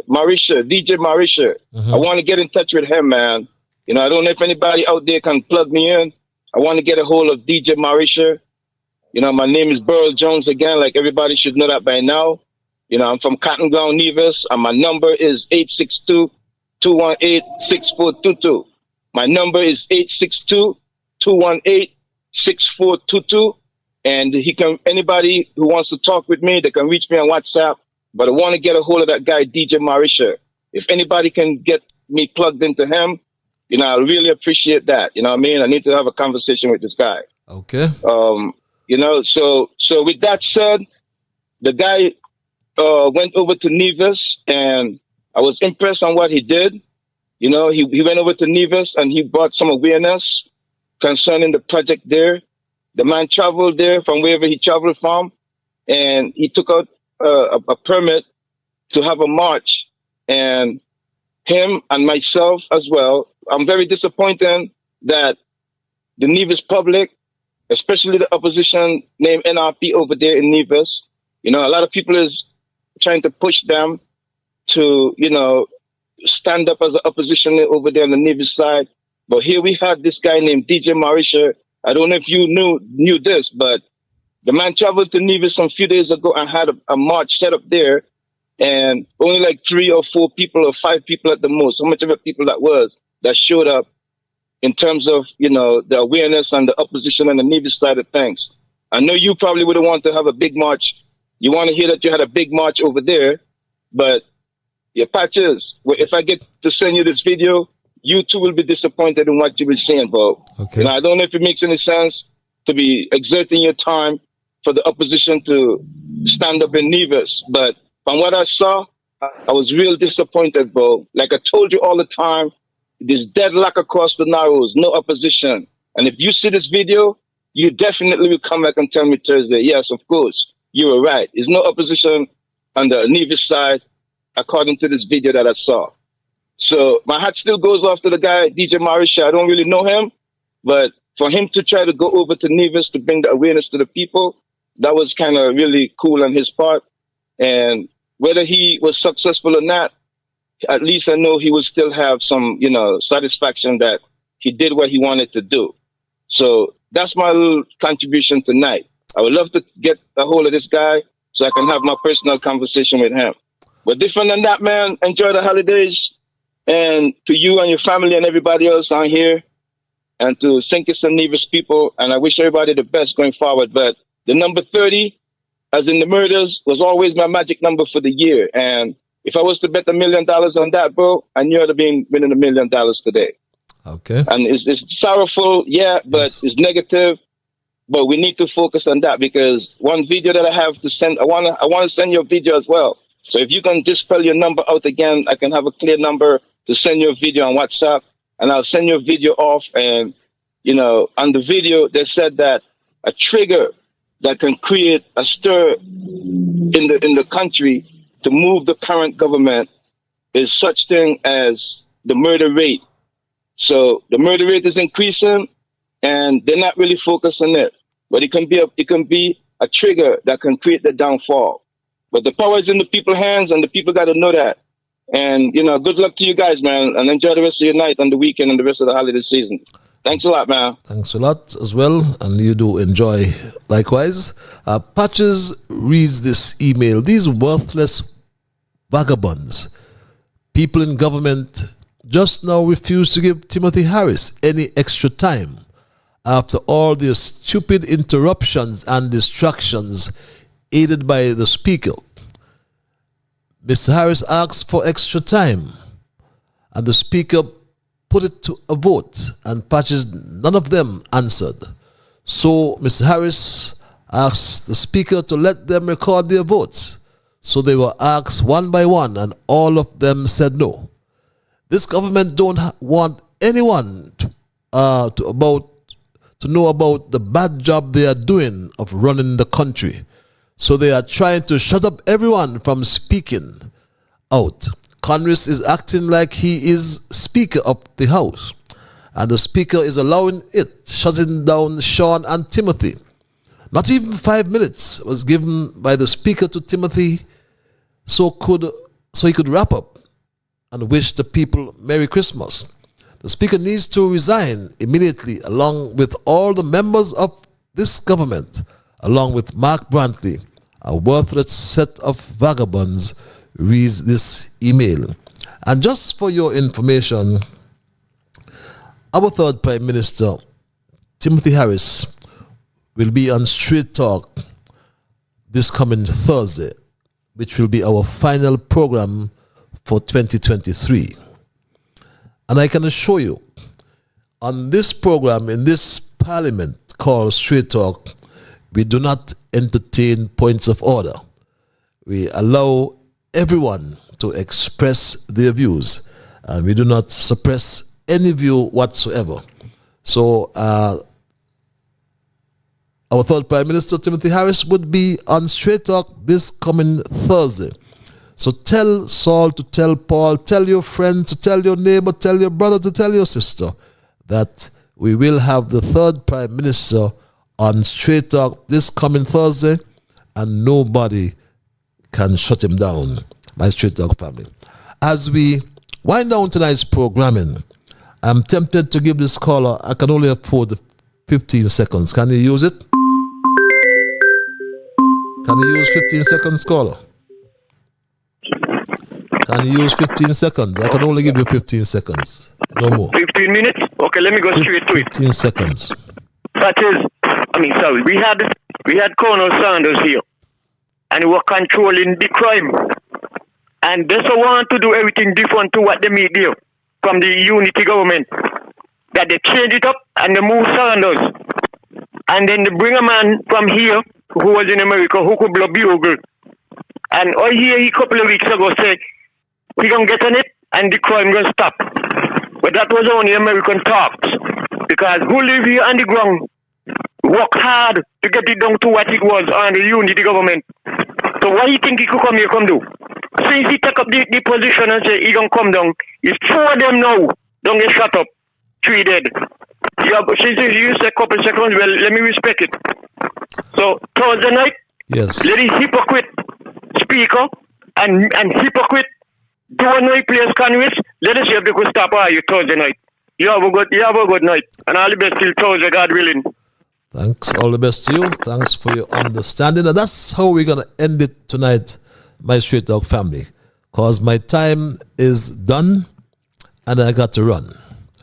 And for those who may have joined me late, as I said before, our thesis, our dissertation was entitled The People Will Pay the Price for This Hollow Cartoon Budget.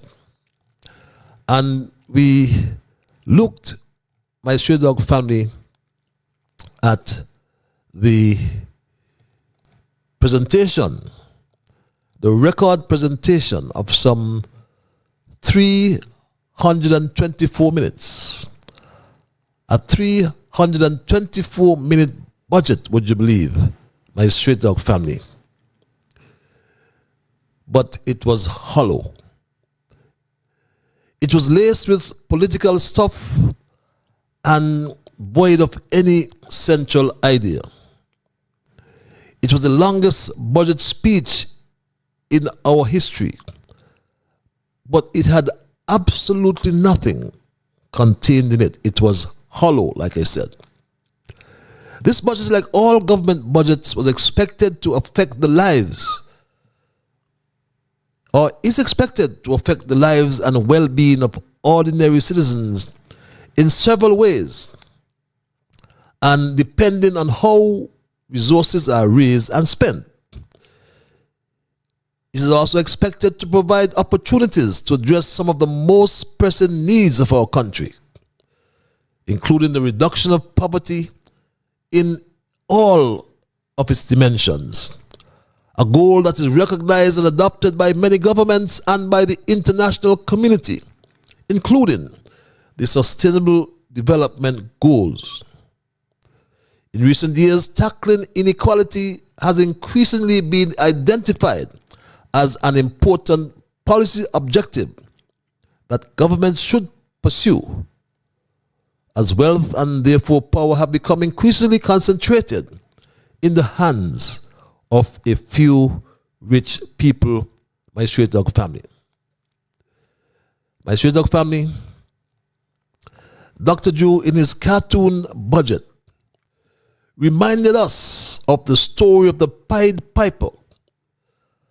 And like the Pied Piper got the rats out of town and then tricked the people, Dr. Drew comes across as a charming leader who shepherds his trusting followers into danger. He is a modern-day Pied Piper who is someone that always attempts to enchant and bewitch his people, then he betrays all of them, my straight dog family. As a policymaker, he should have therefore used the federal budget process to establish spending priorities and identify revenues to pay for those activities. The size and scope of those decisions made or would make the budget process one of the most important and complex exercises in policy making. So where does Dr. Drew, the Minister of Finance, have time to politic? And that's all he did in his budget, I'm told, because I did not listen to him for 5 hours. I could not tolerate this nonsense for 5 hours. But he politic all through the time, I am told, when he said things like this, my straight dog family. We are recovering, Madam Speaker, and it's because of prudent management. That is why we are recovering. Because we opened the country, Madam Speaker. That is why we are recovering. It is because we dealt with corruption. And I'm going to speak about some of them, Madam Speaker. Systemic corruption. Deep. The more you dig is the more you uncover. You can't believe an administration could have been so corrupt, Madam Speaker. Every institution under threat. It hurts when you see tens of millions going down tubes. And you have people talking about programs, when programs were used to thief money. Madam Speaker, can talk the things, Yes, please. My straight dog family, what could be more systemic in the context of corruption? What could be more systemic corruption than the $8.4 million spent on the R.L. Bradshaw Museum, which was estimated to cost $4.4 million, and 100% increase? What could be more systemic corruption when the office of the Prime Minister, Dr. Drew's office, appointed a project manager called Ashmain Allers, a project manager, and then suddenly her father gets a contract to supply 1,000 tanks, water tanks or buckets. We understand only just over 500 have been delivered. No procurement. But $5.8 million was paid from the Treasury to the Development Bank, we understand. What could be more systemic corruption without a request for proposals? 1,000 tanks. That means an average cost per tank or per bucket, as my friend would call it, is well over $5,000. My straight dog family, Dr. Drew, has a forensic report, he said, for over 1 year. Why doesn't he release it to the public? Why doesn't he table it in the parliament? Why is he allowed to speak about it in parliament and the speaker does not have a copy of that forensic report? And if she does, members of parliament, in particular elected members, elected representatives, all have a right to see a copy of that report. And if he doesn't table the report in parliament, he should shut up. If things are so bad, according to him in this report, why don't he arrest those who offended the law? But his budget presentation was such a distorted and exaggerated one, no doubt designed to influence public opinion and tried to raise the very poor perception of his ability to manage the country. His explanation about the development bank,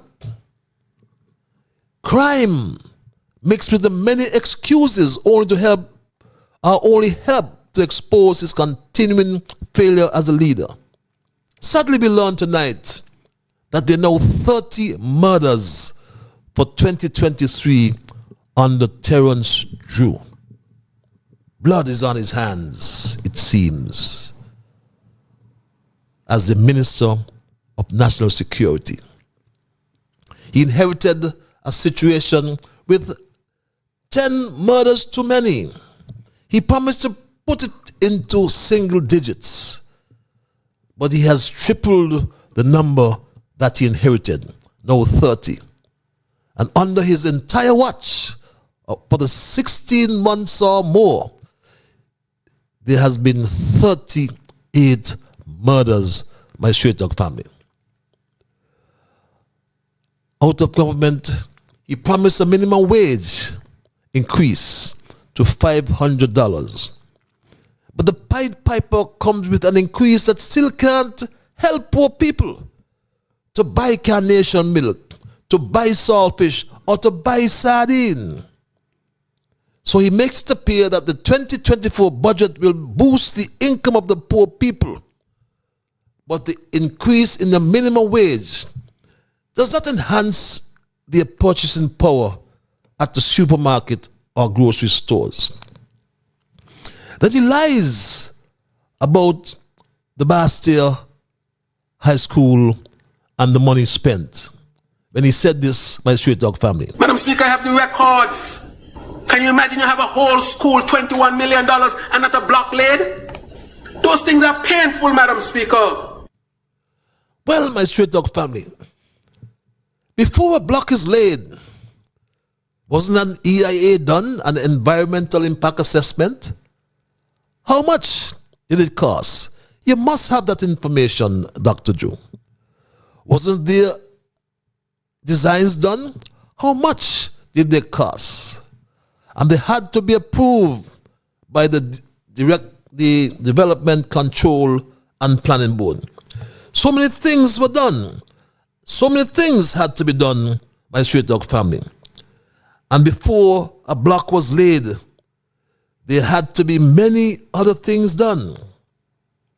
Things by straight dog family, like the other designs for drainage and other matters, my straight dog family. They had to be done, didn't they, my straight dog family? What about the civil and structural drawings, the mechanical and electrical drawings, the traffic and pedestrian study, the upland storm water study and modeling, the groundwater study and modeling, all landscaping and irrigation plans, fitting and furniture plans, and the list goes on, my straight dog family. All construction methodologies and project and progress management plans. These cost money and had to be done before a block was laid. But hear this. His Deputy Prime Minister and the slow learner said this about the designs, my straight dog family. We engage our local architect and we provided them with information from the last Bastia High School that was supposed to be built on the aquifer and what they were offering to see what we can add to that. Because there's no need to reinvent a wheel when you have a wheel. He said, reinvent a wheel when they had a wheel. What he meant is he has the architectural drawings and he's going to add to them. Heaven knows how we'll put a design for a 14-acre area on a 10-acre lot or plot. But according to Jeffrey, he will not reinvent the wheel. But the slow learner also confessed that the original site is contaminated. So he will have to dig 6 feet under. Everything is already down and they're now digging down 6 feet, taking out everything, because we are going to make sure, Madam Speaker, that we do it right. We ask ourselves, my Straight Dog family, wow, why do the poor people of this country have to suffer under the weight of the lies of people like Conris Maynard, Jeffrey Handy, and Terence Michael Drew? That's the question we ask as I leave you tonight. Before coming to you for tonight's programming, our third Prime Minister was making his presentation on the budget. I did not get to hear all of it because I was committed to be with you here tonight. But he will be here, our third Prime Minister, Timothy Sylvester Harris, on the Thursday night, which will be our last program. So tell the world that Harris will be here. No one will raise a point of order. He will not be interrupted, as I'm told he was on so many times. I heard a point of order from made or accepted by the Speaker, by Conris Maynard. And it was a speech for about 10 or more minutes. What point of order was that? I thought the Speaker would have interrupted him. What's the point of order? Member from number 3. But she just listened. So my Straight Dog family, for tonight, it was therefore suffice to conclude that the people will pay the price for this hollow cartoon budget. That's my story tonight, and I am not going to change it. I am just going to thank Almighty God for guiding our conversation tonight. As always, I want to thank you, the listeners. I want to thank you, the callers. I want to thank you, the emailers. Just remember that every single one of you, all of you, are the ones who make Straight Talk, and for that reason, I say a big, big thank you. Until we connect on Thursday for our final edition of Straight Talk, it will be a special edition when we will entertain our third Prime Minister for the entire program on Thursday, Dr. the Honorable Timothy Sylvester Harris. Until that time, be good to yourselves and to all whom you meet. And remember that whatever your mind conceive, that you will achieve. But first of all, you got to believe. So when you wake in the morning, thank God for the morning light. Thank Him for taking you through the night. And my Straight Talk family, keep moving on. Bye-bye. Until we connect on Thursday.